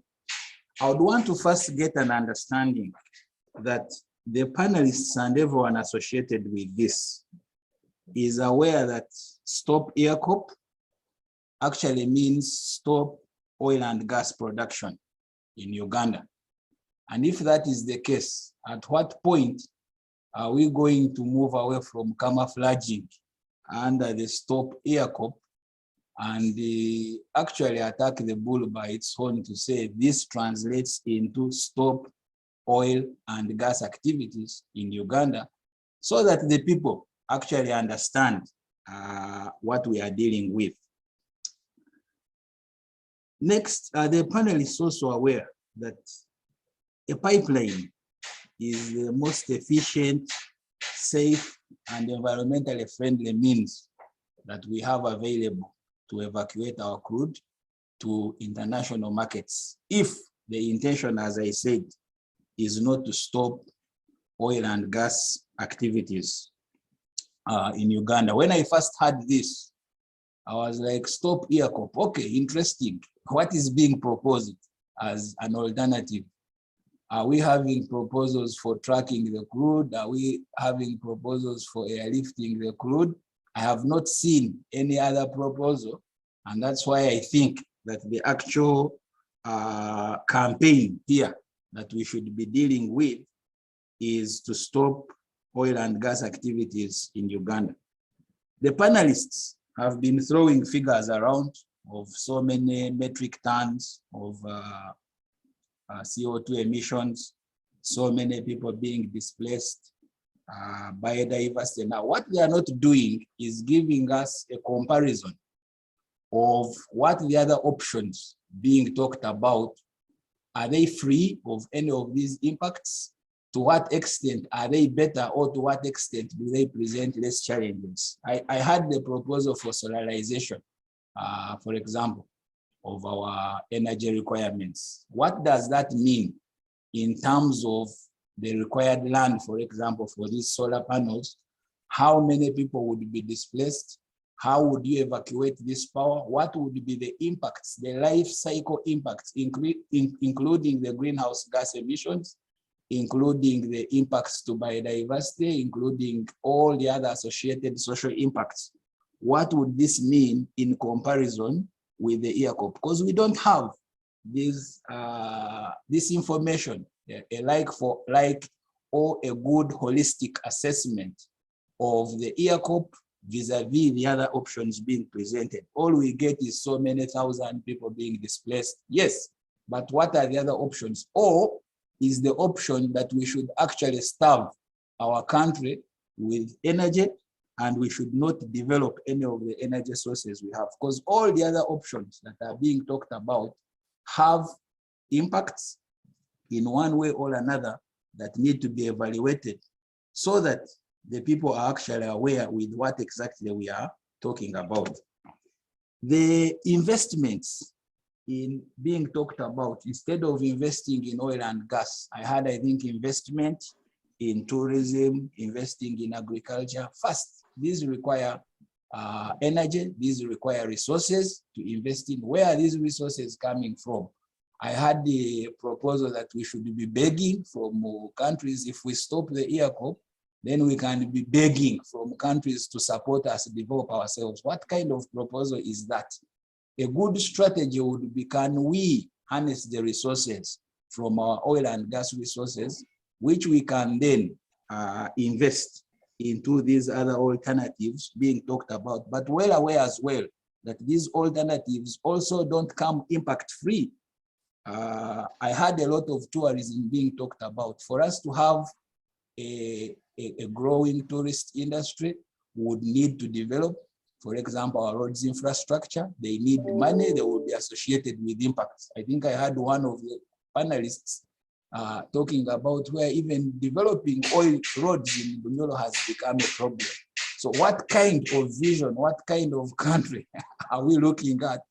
What kind of development are we looking at if even a mere development of roads infrastructure, considering the kind of roads infrastructure that we have in our country, that also actually becomes a problem rather than being seen as a positive step towards transforming our country. So all those other alternative investments being talked about, whether tourism, whether agriculture, I think fisheries, they are going to require energy. Uganda currently is one of the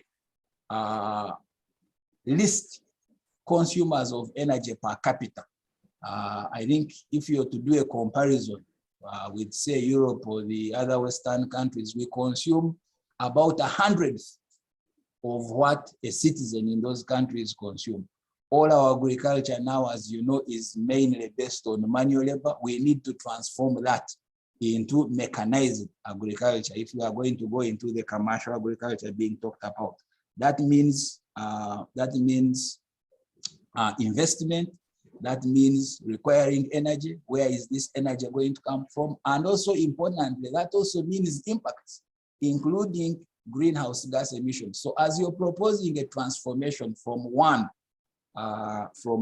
sector or from one industry to another, I think it is not only important, it is not good enough to look at the impacts of where you're coming from and actually not also having an idea or an evaluation so that you can look at the incremental increase or decrease of the impacts that you're talking about.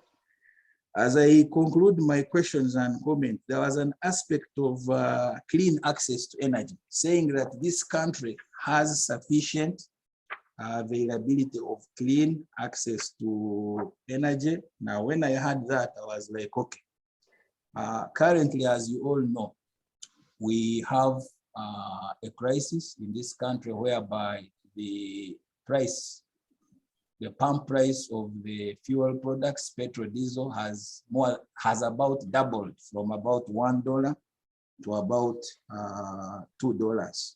So the question then I ask is, these alternatives, where are they? Where can I go now where I can find alternative energy to fuel my car at $0.50, like it used to be a few years ago, or at about $1 like it was 3 months ago? The fact of the matter is that yes, we can talk about the transition. Yes, we can talk about decarbonizing the industry, but this is a process. And the Stop EACOP cannot be a process. The campaigning, we need to be having a clear path. We need to be having a clear strategy where we are saying we are reducing, we are transiting from one phase of energy to another. And EACOP cannot be part of that strategy because all it can do is lead to a turbulent energy transition, which is not desirable. The narrative I've usually heard about the ACEA process and how those who are not undertaken with due consideration of the process and the law and so forth. I think I would like to winding up. Yeah? Yes, I want to wind up on that. One, the aspect of this is an issue that has been actually filed in court, and court has determined on the matter. So the continued referral of this process as something that did not meet the requirements in law, I think is something that we need to move away from. It was determined, the process was undertaken with due process. Now, as I conclude, due to time, I think for me, what the discussion we need to have is to see how can we decarbonize this industry. How can we reduce the impacts of any of the associated infrastructure, not only the EACOP, the other oil and gas facilities? How that is a conversation that would be helpful in, first of all, addressing the climate change question, but also most importantly, if there is the debate of transiting from what to how and how that is done, that is what we should be focusing on, and that is where the efforts of the green movement should be dedicated to. I think I will end there. Thank you. I think we'll take two more quickly and then we'll go into the answers. I'll go with Peter Mulisa. Peter will have an opportunity as well to participate in a debate. So Peter, if you could limit yourself to 2 minutes. And then, yeah. Thank you, Edison. Thank you, Omar, and my brother Daniel Dickens. I've engaged a lot with the Dickens, so some of the comments he made today were, were quite surprising because we've discussed and managed them together. But he's my brother who will always keep in touch and solve the localized issues that he talked about in detail. But my contribution and indeed question, comments to this discussion is I see two issues being talked about here. Some are global and most are localized. Dealing with the global issues, I think I would want to advise my brothers, Omar, Dickens, Hillary, and all your friends, that the best way to deal with climate change, and if you read the Paris Agreement in its totality, and then you read the history behind it, you go back to the Kyoto, you will realize that we are not going to completely ban one source of energy. And the best way to get to the optimal amount of carbon emissions is for the biggest emitters, the global north, to make significant cuts to what they are emitting today and move faster in the transition, so that the developing south is also given space within which to increase its emissions and develop. It's inevitable as the populations increase, as energy resources are required, the emissions from the developing countries will increase. But the only way to balance it is to have the global north make deeper cuts. What do you suggest today in this debate that no new resources should be developed? Would basically be meaning keep the status quo. The global north that contributes 96.2% of the global emissions keeps emitting that, and Africa stagnates at 3.8%. That basically means that you've stagnated the development of Africa. It's not a just conversation. It's not a fair conversation. And we know the numbers. We know, for instance, how much US can cut, the whole of OECD can cut in its emissions for us to achieve the 2 degrees centigrade Celsius increase and below. And that's what we should be going for. So saying stop EACOP does not in any way help us achieve the 2 degrees target in the Paris Agreement. And this is the conversation we need to have. And as you sit with your global north collaborators, you need to discuss climate change from a point of justice. How much should historical polluters cut? And how much should the small contributors who are still struggling with development, who are going to be impacted highest, cut? And that's a numbers game, and we can arrive at the right numbers. I think that's what the debate should be. Dickens and Omar, for you to say that we stop projects that are going to give government revenue, which revenue can be invested in irrigation schemes to support our farmers who are now 80% reliant on nature. Projects that would help us invest in solar, invest in more hydro dams. And you say, stop that revenue stream and then come clean to the global north and ask them for a handout. I honestly think we all here as Africans need to agree that that has never worked, it will not work. If you go to the Paris Agreement, the climate fund that was discussed was not driven by looking at the poor nations and supporting them in adaptability. No, it was driven by International Labour Organization and was focused on looking at how you replace lost jobs from the industry. And that was the drive. Today, tell me how much billions of dollars Uganda as a country, or Tanzania, or Kenya, or Mars Matter, received in climate change impact funding. How much compensation have we received from colonialism? How much compensation have we received from slavery? How much compensation have we received from any injustice committed to us before? It's not there. So we cannot use that as a strategy. Peter, start winding up. We are running out of time. Sorry to cut you short. Okay. We need to give time for answers. Just one more minute. And let me just deal with the issue of agreements. Agreements have been provided to our parliament, which are people's representatives, and that should cover.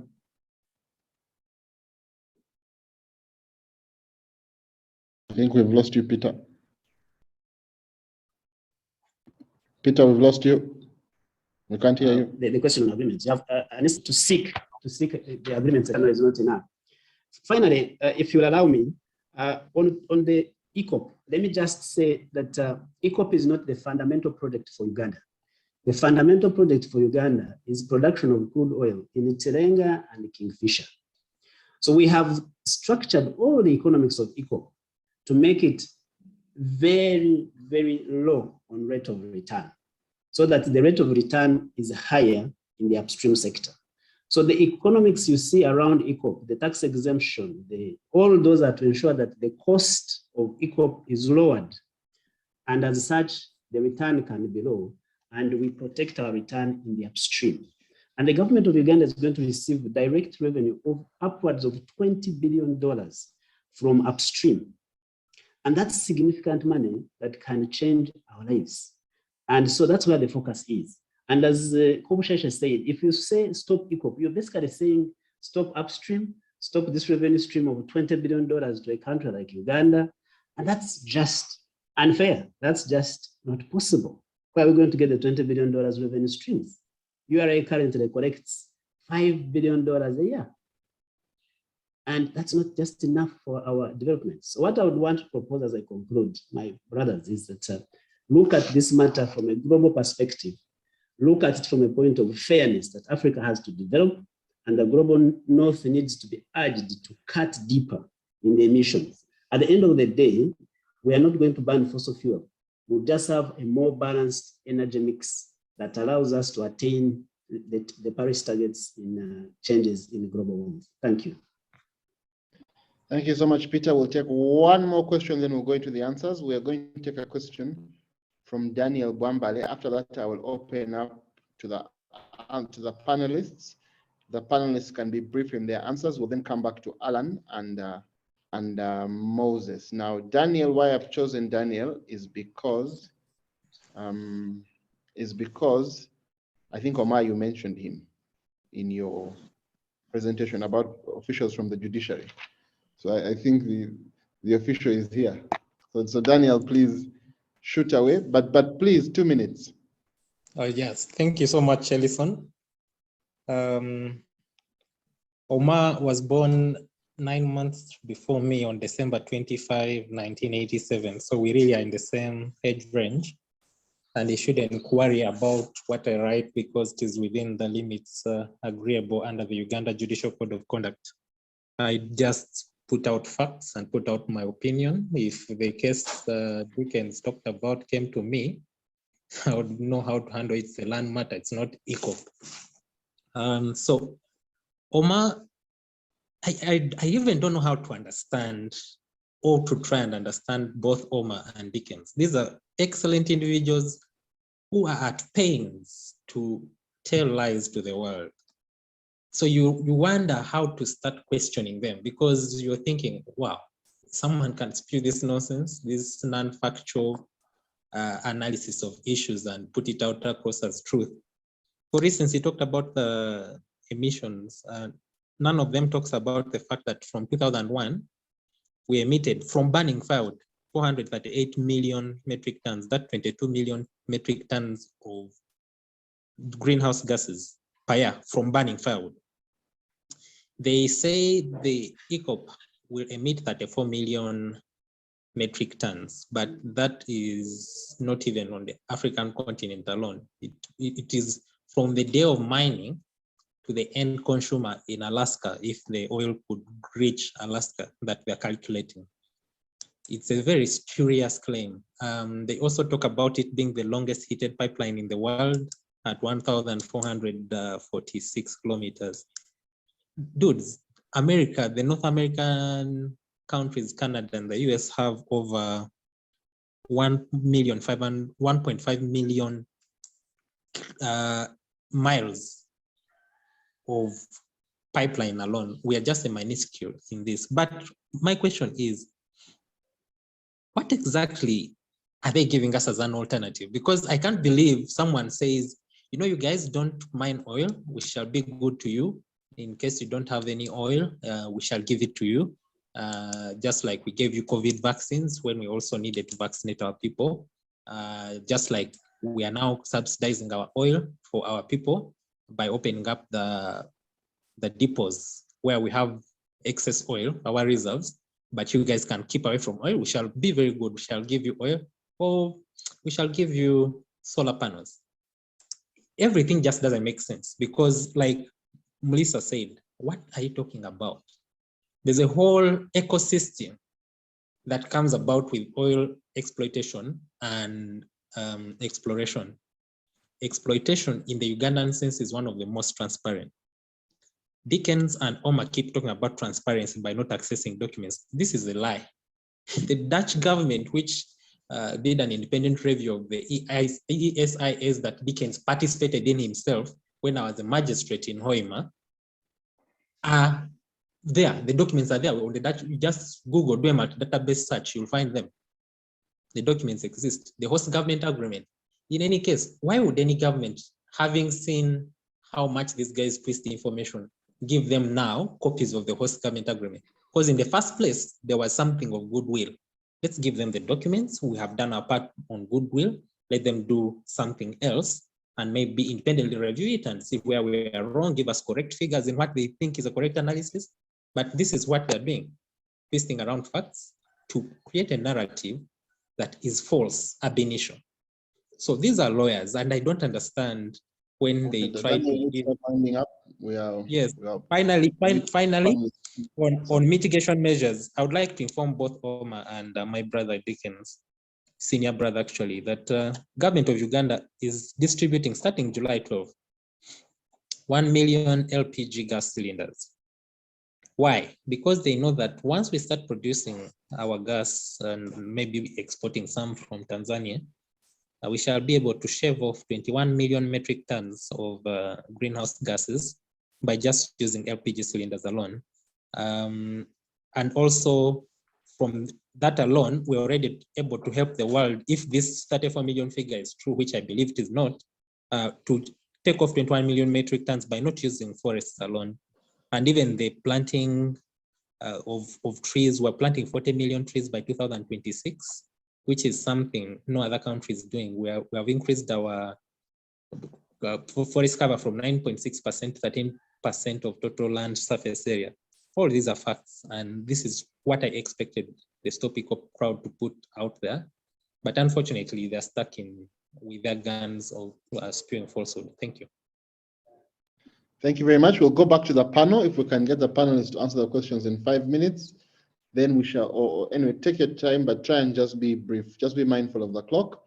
Then I'll want us to go back to get a question from Alan and Moses, mainly, because I think they have been putting up their hands for a while. Then we'll come back and close, if time allows. So please, I don't know who do we start with. Do we start with you, Omar, or do we start with Dickens? Dickens is my senior, so he will decide how he wants us to do. Dickens, seniority, senior counsel, please proceed. Yeah, thank you very much, and great to hear from Dr. Joseph Kopsheshe, from Peter, from Daniel, because for us as the people who are in this campaign, we appreciate this debate, and there is no reason whatsoever why we would expect that everyone would actually accept and agree with our position from day one. But we believe that gradually, many of you, even who are thinking that actually what we are saying is not right, will actually agree with us. That's what we hope, and that's why we are here discussing. I think let me begin with the last one, with your worship, Daniel. Take an example of this initiative by the government to distribute 1 million cylinders to the people.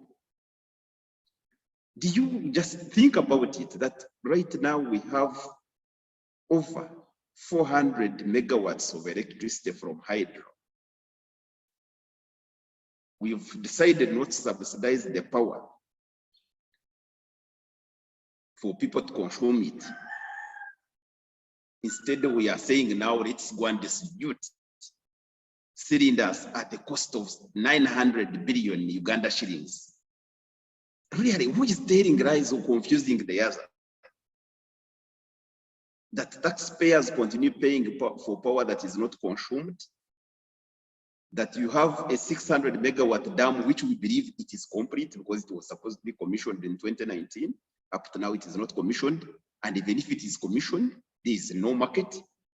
There is another Aswahai dam that I talked about of 40 megawatts. It is not on the grid because there is no market. There is no evacuation network. So when you say that these are mechanisms that government is taking to help people, I doubt whether Ugandans out there would appreciate what you are saying. The other talk about destruction of forests and emitting 21 million metric tons of carbon per year. Yes, there is no doubt whatsoever that almost 90%, over 90% of Ugandans are still dependent on firewood and charcoal for their cooking needs. But how do we get these people out of this? At least all of us have been, even if you were to produce 20,000 megawatts of electricity, whether it is from wherever source, today, you would still not get Ugandans actually getting out of cutting the forests because people are still poor. Of course, someone will say, now why don't you want oil to be produced and then people get money? Of course, we look at Uganda. Uganda is not an exception. We've been seeing how we do our things. Even the president has been talking about corruption. We know in this country, there's a lot of corruption. How you expect oil that has been undermining governance in the rest of Africa, that for here we are going to do miracles, and within a short time, we shall be providing money, oil revenues to the householders to be able to use hydro and move away from firewood and charcoal. Maybe another day you'll be able to convince us. But what we know is that if we invested in these other sources like off-grid solar, and you strengthen the power capacity of those units, it is possible that actually you can get people off the firewood and the charcoal, and you would save the forest. And we think we should do that. Then regarding what Peter was also sharing, of course, it is very painful that we are talking about the issue of leaving fossil fuels when we know a country like Uganda wants money. It is very, very painful. But it is also true that the country called Uganda and our people, we have seen the dangers of climate change. Many communities in the East and everywhere, we've seen that they have suffered. Water levels, you see changes, whether they are going high or up or down. We've seen all those impacts. We've seen changes in rains that if we are going to make decisions, we have to be very, very alert to all those challenges. And I don't think anyone who is saying we must abandon fossil fuels, we can't say that we should abandon without knowing that there are sacrifices. But are those sacrifices worth to take?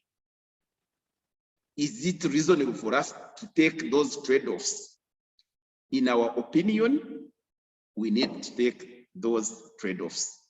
You can talk about 20 billion US dollars that will be earned, but we can also tell you that a poor country like Uganda borrow, say, 15, 20 billion US dollars to invest in these oil projects, well knowing that the history in Africa is that actually every oil producing country becomes a net debtor and you remain indebted almost throughout. Today, we have Nigeria as our biggest example in Africa, that it produces 2 million barrels of oil. That is almost $80 billion per year. But it has the poorest person on earth. 90% of Nigerians actually have no access to power, to electricity. So at the end of the day, it is not true that actually EACOP is going to become a miracle for us. And we really need to bear in mind that whether EACOP is not there, we've pushed as a country. Just a few days ago, weeks, the president was saying we've attained the middle income. And I believe it is because we have good soils, we have those other big sectors like tourism, and so we can use them actually to make money and to improve the lives of our people. Concerning what Dr. Joseph was sharing with us, and saying that whether it is solar, whether it is any other energy source, it is going to displace people. It is going to cause more trouble. As I said, at least statistics from the Uganda Bureau of Statistics indicate that 38 of Ugandans today have access to clean energy in the form of grid solar, and we haven't had any household being displaced because of that access to energy. So at least we can have that one in mind, that there are some energy sources whose negative impacts compared to others, at least they are better. We've also, at least we are generating as a country, we are generating around 20 megawatts of solar power. We haven't had anyone saying he was displaced because of generation of that power. So there are those energy sources that we are proposing, which are more friendly. Concerning the environmental impact assessments, I think I know Joseph and myself and many other partners will be in this discussion. And as we said, of course, Elson said, since some of these cases are in court, but I know if you have these magistrates who have started clearly taking positions, and yet they are the ones supposed to determine some of these cases, it is very, very complicated for even us who will be going to court. Sometimes you don't, if already you see a judicial official has already indicated his position, how do you expect that judicial official actually to handle your case? So that is also an area where, especially like lawyers, we need to discuss. When you become, you have an obligation to a society. There are things you have to really maybe leave for the rest of the public, and then you also deal with others. Lastly, on this thing of tourism and these other alternatives, I honestly believe that our per capita consumption of electricity is not rated to not producing oil. It is actually rated to how we do our projects. If you have hydropower that we are already generating, in the last 15 years, at least if we look at the information we have been gathering, almost the government of Uganda has spent around $5 billion in dams and transmissions. But 19% of Ugandans only have access to the grid. And almost 40% of the power produced before you add on Karuma cannot be consumed because of poverty. So, except if you are saying that oil is going to start distributing money to the households, our per capita, it goes beyond the oil. And the fact that our national debt has been increasing during this time when we are saying we want to start producing, don't get surprised that by the time we start even producing, if you are to produce, actually the people will be worse off, and the per capita income, per capita consumption of electricity we are talking about will not be there. But if the environmental impact assessments were done well, maybe we would have assessed all these potentials, all these prospects, and we would be making the best decisions right now. And unfortunately, our assessments were not very clear, and that's why you can build dams. You have no market, and you are hoping that with time you will finally get the market. But you must project how the things are going to be done. Otherwise, you produce, there's no market, it becomes a disaster for us. Thank you. Thank you, Deacon Zoma. I see we are on the top of the hour, but we've been able to get some more time. So Omar, please make your points. Yeah, definitely. And thanks, Dickens. You've really covered most of the things that I wanted to respond, and I don't need to repeat that. One, if I could start speaking to the questions and comments, many comments that were shared by Kobusheshe. One, I want to mention that our argument on EACOP or stopping EACOP is not just about the environment impacts to people and climate, but also the economics of the same, as I've already spoken about the laws that give a lot of benefits to project proponents and make that project not economically viable for Uganda and Tanzania. And I mean, there's no need of saying here, I don't know, we've shared with a few members of parliament or all the members of parliament, but in all cases, you know, you just have to go to the Constitution of Uganda. Article 41 guarantees the right of access to information. Of course, there are reasons for not giving that. And I think those reasons given under the Constitution cannot be utilized for this case for EACOP. And therefore, it becomes important that these documents are made available so that really people can read these documents for themselves and make a really informed decision of where they are on the issues. Kabusheshe, it seems like you misquoted me when you said I said we should be begging for money from the global north. And that's the total opposite of what I've said. My point when I made about climate reparations was to the extent that because the global north are the historical emitters and therefore they've contributed significantly to the problem we are in today, and that because they are able to both be resilient and mitigate some of those impacts, it is the continent of Africa that is affected the most by these impacts. And therefore, by going to them and asking them to pay damages for what they've caused is not really about wishful thinking. It's things that are possible and there are ways to do them.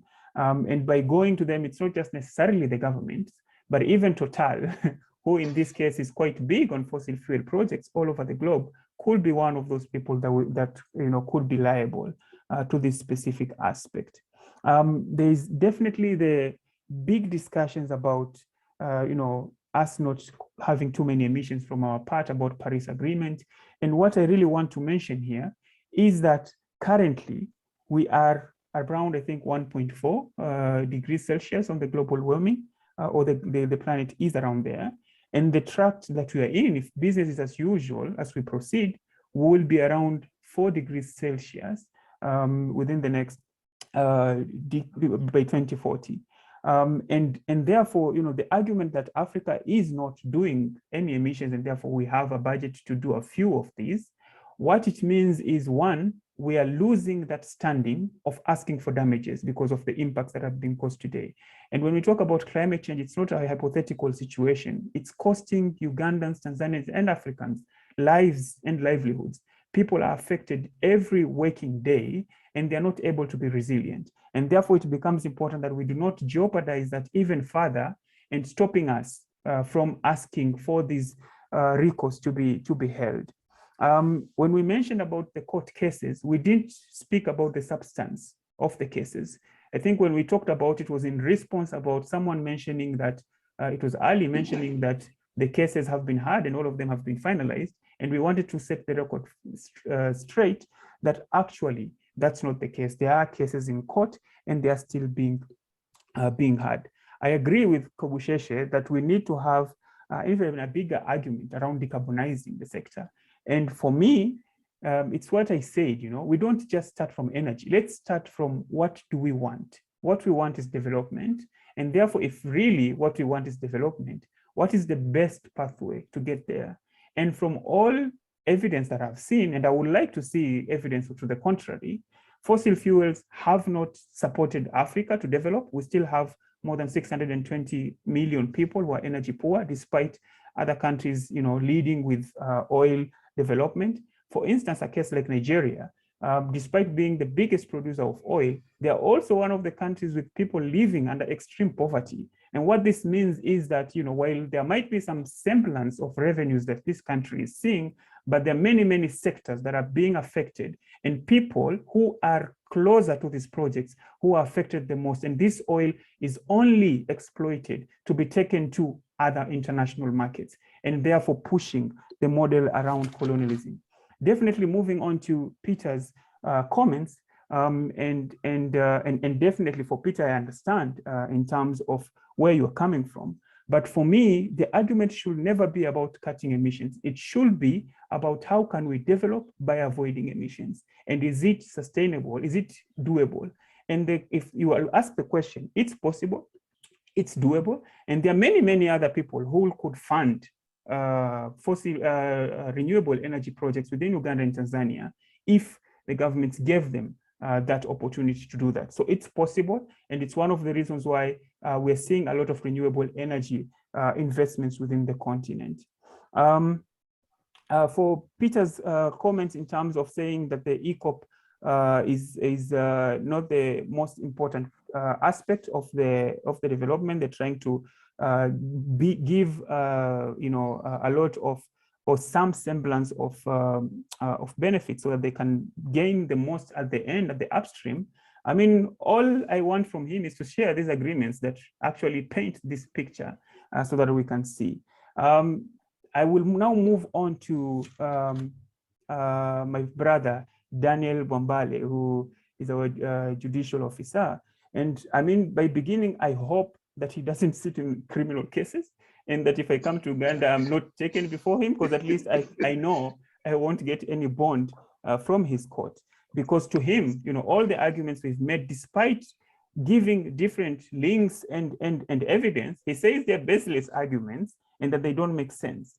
But if I could respond specifically to some of the comments he's made, I'll mention two. One, he says that EACOP is not the longest heated crude oil pipeline. And I won't give him evidence from Stop EACOP. I will give you evidence from the EACOP website. If you go to the project overview on the EACOP website, which is the website for the EACOP company, it will tell you that EACOP is the world's longest heated crude oil pipeline. And therefore, it's not necessarily an argument, it's a fact from both sides. And that you don't know this despite pushing and peddling arguments in favor of the project, it means that you haven't done your homework, and therefore I would ask you to go and read more. In terms of access to information, I've mentioned this and I really want to speak this even further. Members of parliament are important people in terms of representing, but let's not lose the fact that they are representatives. They are not people who are sort of having to speak on behalf. They have to represent what the people want. And the only way you can represent people is if they know all the documents, they've looked at them, and they can tell you what they want to be represented on. And therefore, if you are representing me and you do not have any orders or directives from my end about the representation, then really you cannot necessarily say you are representing me. In many, many cases, you're doing your own thing while actually saying that you're representing people. I'm happy that we've had this engagement and discussion. It's been amazing so far. I mean, so far I've only been doing this and preaching to the choir. And therefore my only hope, I know Peter won't join us because it's about his bread. You have to speak where your bread is buttered. But I hope that others who are more neutral, and they really came here to ask questions about really this project and what it means for these countries, at least have questions that they want to ask as they move on from here, and that we will keep engaging. And don't be worried, we will still have the debate as well. And I'm really, really hoping that all these other people asking the many, many valid questions will be there so that we have a proper debate. Back to you, Elson. Omar, I hope you're not winding up. We still have you for a few minutes. We've bought some time. And I just want to go back to just take two questions. I will take from Alan Mafavi because I've seen his hand has been up for a very long time. And the last one from Ali Sekatawa. If they can just do it for 2 minutes. I just want to just make two quick clarifications. First of all, Daniel, of course, I'm sure would give you Omar bond any day. I think the intensity of the discussion notwithstanding, I can assure you that he's a fair-minded and wonderful judicial officer. These matters, or as a magistrate, this is above his pecuniary jurisdiction, so EACOP will certainly not be before him. But if Omar, you under any trouble in Uganda, I can assure you that you would get some assistance from Daniel without question in the framework of the law. Secondly, when you say Peter doesn't join you on bread, I think bread, it can be argued that even you may not cross over because of bread. So let's leave bread alone. But if we can have Alan and then Ali. But Alan, please, a minute, please, because people like Omar are very busy and we have taken too much of their time, and Dickens as well. So thank you. Alan, kindly unmute and speak.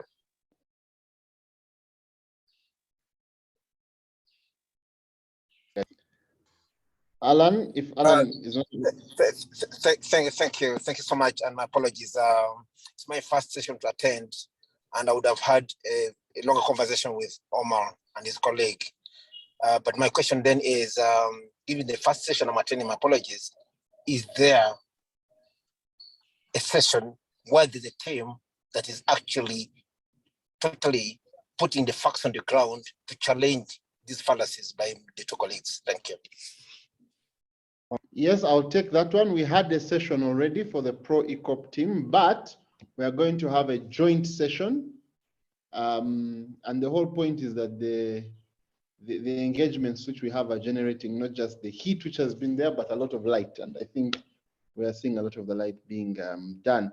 I want us to end with Ali, but since you helped us with a very brief question, I'll give Yosia Sechiremba, whose hand has also been up for a very long time, 1 minute. Yosia Sechiremba, then Ali Sekatawa. Yeah, no, kind apologies. I think my arm was up by mistake, but just to thank everyone for the wonderful discussion. I think it's quite enlightening. I mean, there are always pros and cons to such projects, but I guess we need to look at this in light of where it leaves our country and our development. And I'm hopeful that at the end of the day, the best decision shall be made for posterity's sake. But thank you very much. I'm sorry my hand was up by mistake, but thank you very much for the wonderful discussion. Oh, thank you. I thought it was hurting. That's why I picked on you, because it had been up throughout. But let us hear the last comment from Ali Sekatawa. I see a hand from Hilary Seguya, but Hilary, you'll forgive me today. Let's hear from Ali Sekatawa last, and then we put the question. Okay. Hilary, I'm sure thank you. will be catered for very well in the answers. We had you last time. Let's allow. Okay, Ali. Thank you. Thank you, Ellison. Thank you. In 1 minute, it's good you've, I think, done two things. One, you've put face to Omar, because I think many people were wondering which kind of East African is this who is opposing. The second is you have finally pulled out Dickens from his ambiguous stand, and now it is clear that Dickens is saying that we leave the crude underground, because he has been very ambiguous, having participated fully in the SIRs and so on.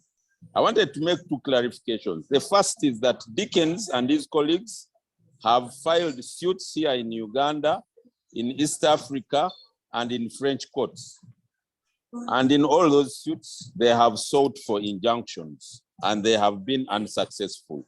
Those suits are still going on, but courts have not found any merit to stop the project. The second is the comment from Omar that we are only employing drivers and cooks. I think that's very unfortunate. I invite Omar to come. He will get full protection.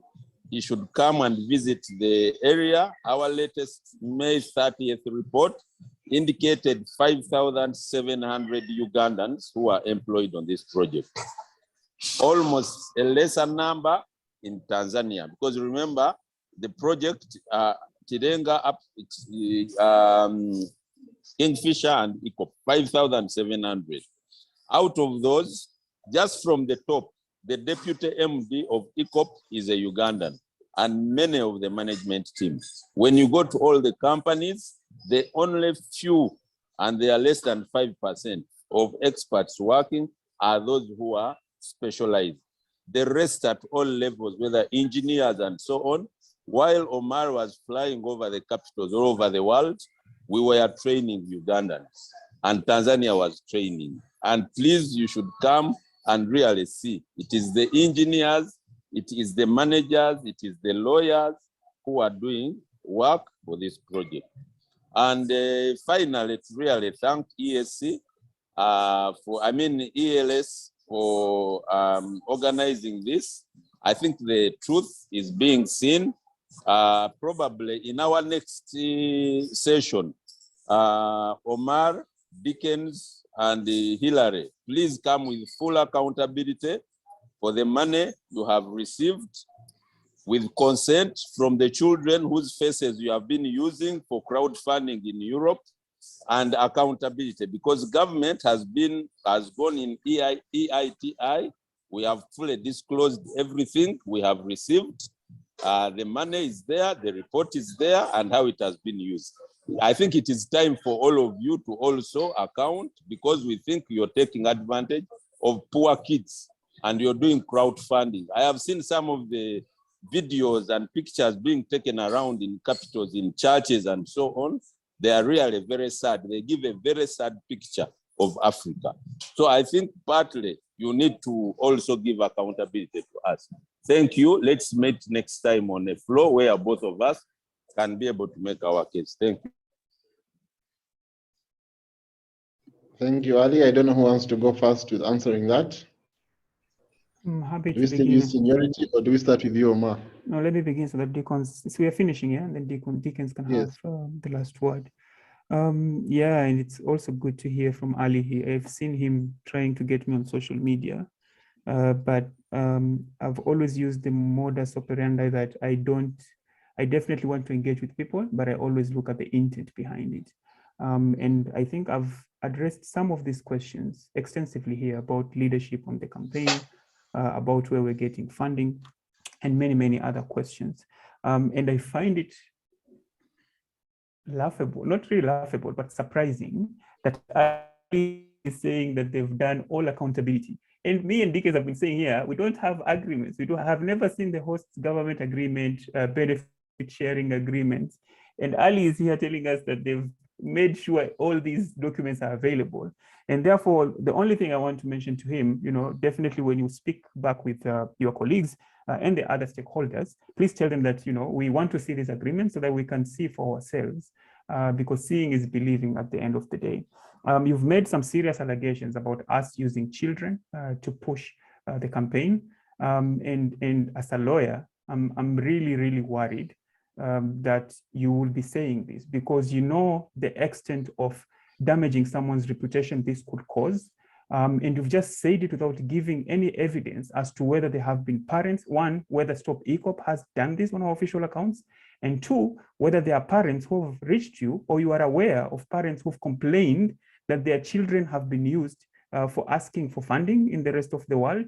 Or finally, whether in all these schools, which are government properties that some of these pictures have seen being taken, we have gone there like terrorists, gone in, jumped fences, got children out of classes and put them outside their classes and take pictures and then share them. So please provide more information before you issue such serious allegations. Please share details on the parents, because it's not enough to just allege, because we definitely know which side of the arguments you're in.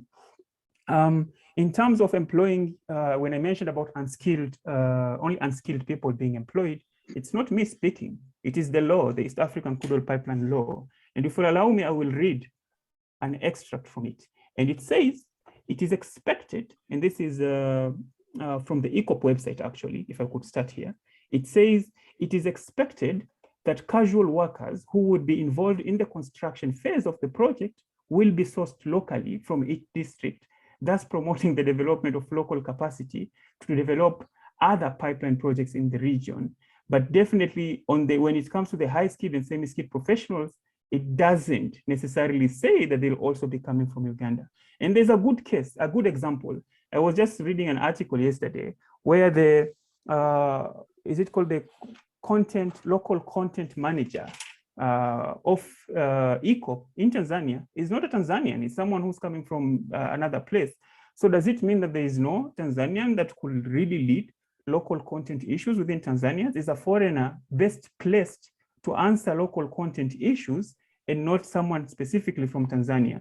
And therefore, for me, it's not enough that there are examples that people are being employed, but if the law allows them to not necessarily have to employ local people, but only when it comes to unskilled labor, this is a real infringement for the people of Uganda and Tanzania. And therefore, I'm speaking with a lot of heart. It's really hurting that this law was passed and people were not really being taken into consideration. Finally, if I could come to Dickens' aid, one, while we say that we're definitely not saying stop EACOP, but there's still things that are happening that are affecting people. And therefore, we cannot sit aside when project affected people are still being displaced from their areas without proper, adequate, and fair compensation. And there are many examples to this in terms of people not being given market rates that are available, and even an open letter that I'm happy to share, signed by more than 2,000 Ugandans, where they're not being given enough compensation according to the market price. And I know for sure that if Ali was one of those people with land around this area, he will be one of those people who are speaking specifically about how the compensation is not being appropriate.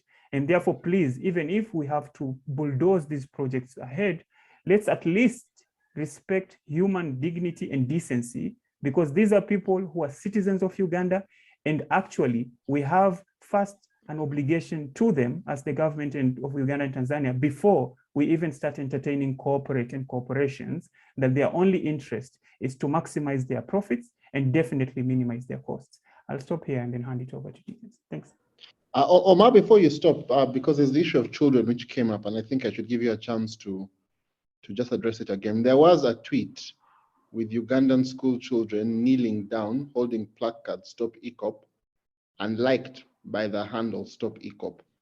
I don't know if that's what was being referred to, and if you want to really make comment on that particular tweet. It was made rounds in Uganda a lot, and it had been liked by Stop EACOP. It did have young children, at least between 8 to 11 years. They were all on their knees, holding placards saying Stop EACOP.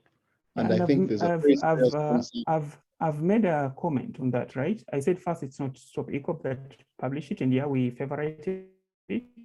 And the second question was, the law doesn't say don't take photos of kids. The law gives parameters of how you can do this. And if in this case, Ali is saying that this was done without the asking the permissions from the school, and I'm finding it really interesting that someone could just come into a school who is not a teacher in this case, and line children and take a photo of them, and several children, not just one, and then say that there was no permissions that was issued. And therefore the presumption is he who alleges that there was wrongdoing that was done, they have to prove it. Otherwise, he has to apologize by raising allegations that he does not have any groundings to make, because they are definitely frivolous, vexatious, and neither here nor there. And therefore, it's really important that even if we're in different parts of the arguments, we have to do this with respect, and also by raising issues that knowing we are all human beings, we all want the same thing. And at the end of the day, it is the argument or the narrative that makes the most sense for people that is going to be followed. And therefore, trying to hit under the belt and coming up with things that are neither here nor there, because I don't see his place and where they are, it's really, I'm really worried that, even as a lawyer, because me as a lawyer, it's not something I would allege if I don't have any evidence. I mean, the amount of recourse that you can be inviting for this is quite a lot. But because he's our friend, we won't sue him. So we will just, forgive him, because we understand that he's a human being, and as a human being, he also makes mistakes. Dickens, please wind up.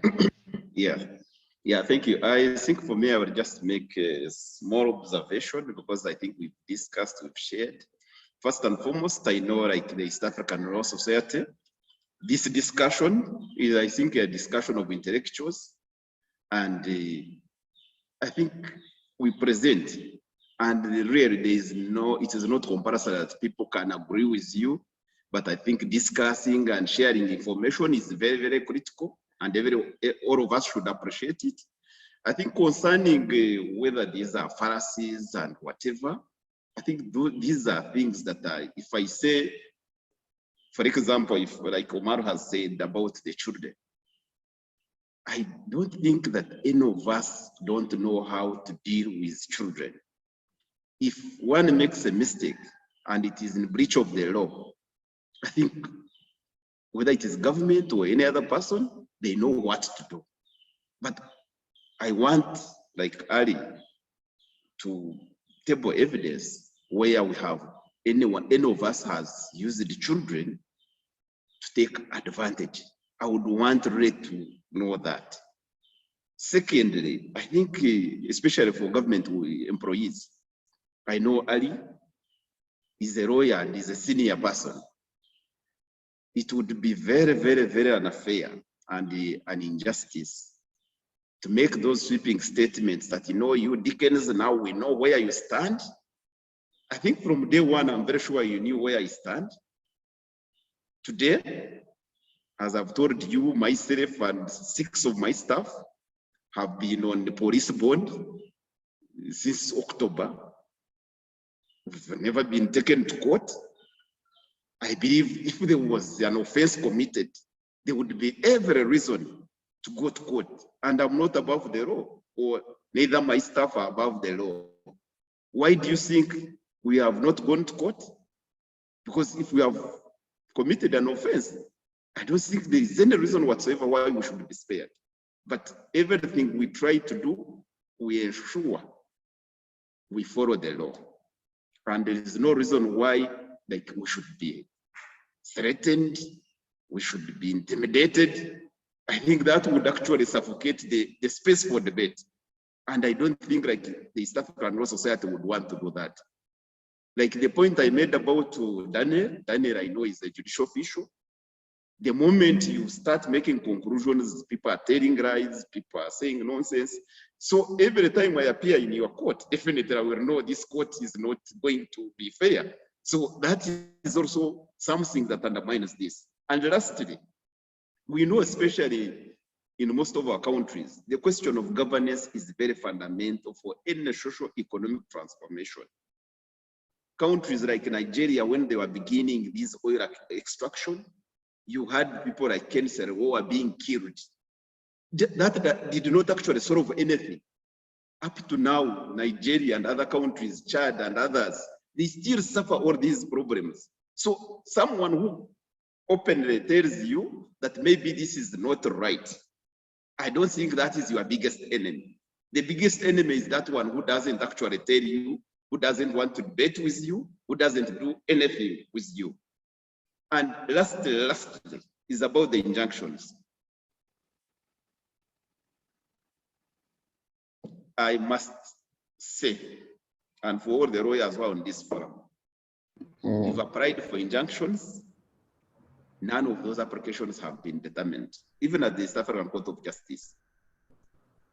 So, for anyone to say, sorry? Let's avoid discussing the litigation. No, I'm not going there to discuss about the merits, because I think to say an injunction application has been determined or not, Ray, that one has nothing to do with the merit.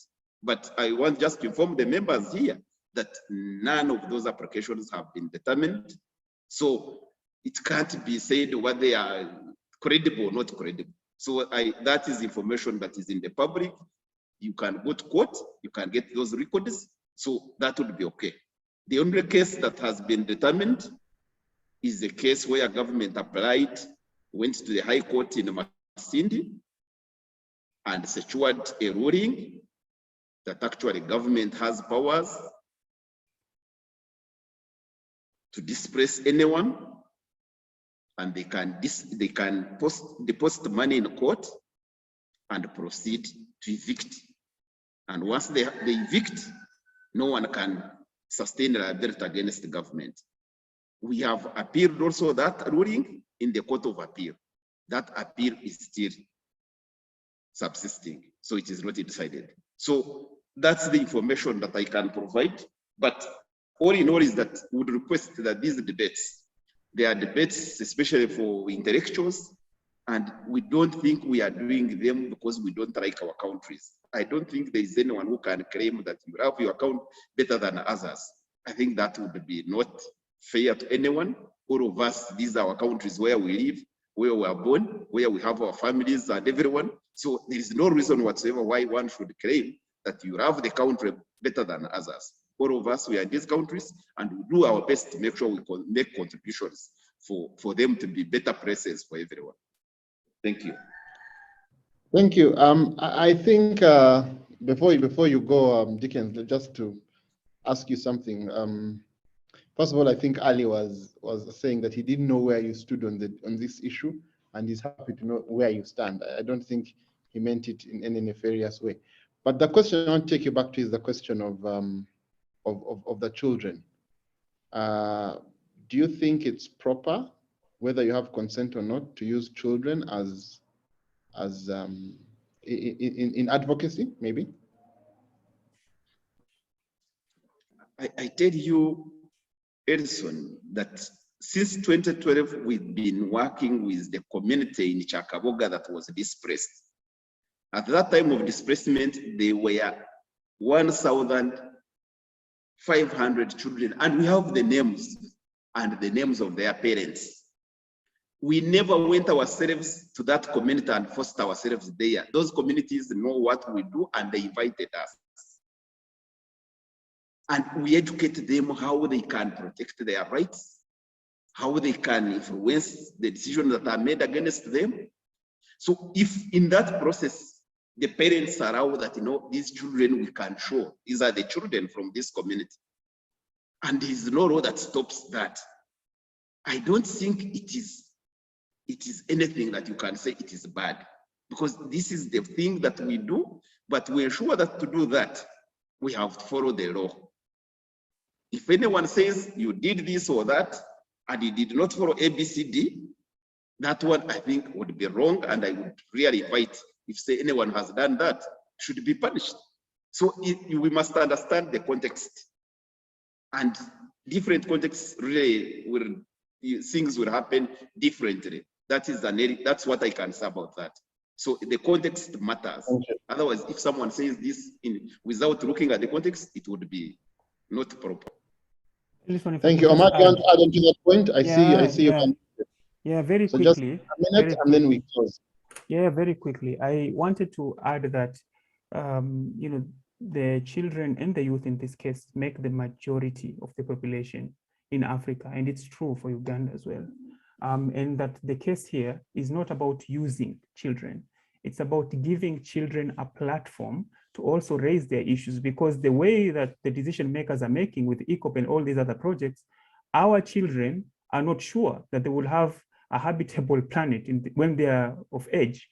And therefore they need to speak up on these issues. And it's a platform that we will keep providing for children to raise issues. And it's the reason why you've seen an uproar of the Fridays for Future movements and kids all over the world speaking on the issues.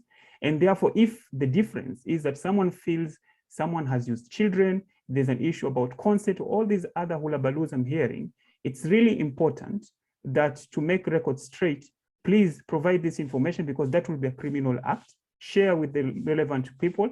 The authorities have never been shy of arresting us and our colleagues who've been doing this. So please provide that information as a responsible citizen with the authorities, so that the proper legal action can be taken, because no one wants to see this. I'm a parent, and it's something that I will never want to see children being taken advantage of.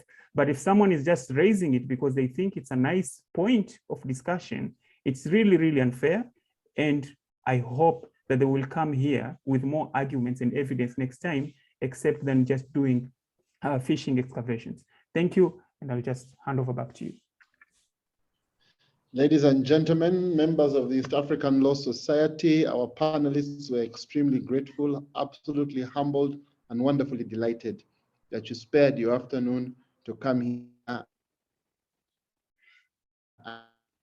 and engage with us and with the members of the East African Law Society and the wider public. This debate will be up on the Facebook page and the website of the East African Law Society. It is the second in a series of 3, It has taken much longer time than we had planned, but I think it was good for us to have this initial engagement. There was some friction, there was some heat, but I think we generated some light as well. I'm sure we may have increased global warming, but the activists shall forgive us. We are very, very grateful to everyone who was here. We will be having the third debate. We shall at that time have a more objective moderator than the one who has than the one who has been here. At least one of us shall drop off. Pooja shall remain, but we shall have another moderator on the show as well, so that we can all engage in the ring properly and unrestrained. But thank you so much for your time. Thank you for the questions. Thank you for the engagement. As East Africans, we believe that these projects are here for us, and these discussions should be done here. That the debate should happen here, and East African Law Society has provided this platform. And I thank everybody who's taken time off their afternoon to come here to engage. Dickens and Omar, we are extremely grateful to you. We hope you shall both be available for the third debate. Maybe I see Hilary Seguya, my friend. Maybe we shall add him on the panel. I've seen he's commenting. But thank you so much, everyone who has turned up. Thank you, Ali. Thank you, Peter. Thank you, Kobsheshe. Thank you, Your Worship Bombale. Thank you, everyone who took time off to ask questions. I see so many comments in the comment section. I see 23 questions we haven't yet fully dealt with. The debate has started. The debate continues on all social media platforms. We are happy to have this debate. Otherwise, on behalf of myself, the committee, and the organizers, good afternoon, good morning, good afternoon, good evening, and good night.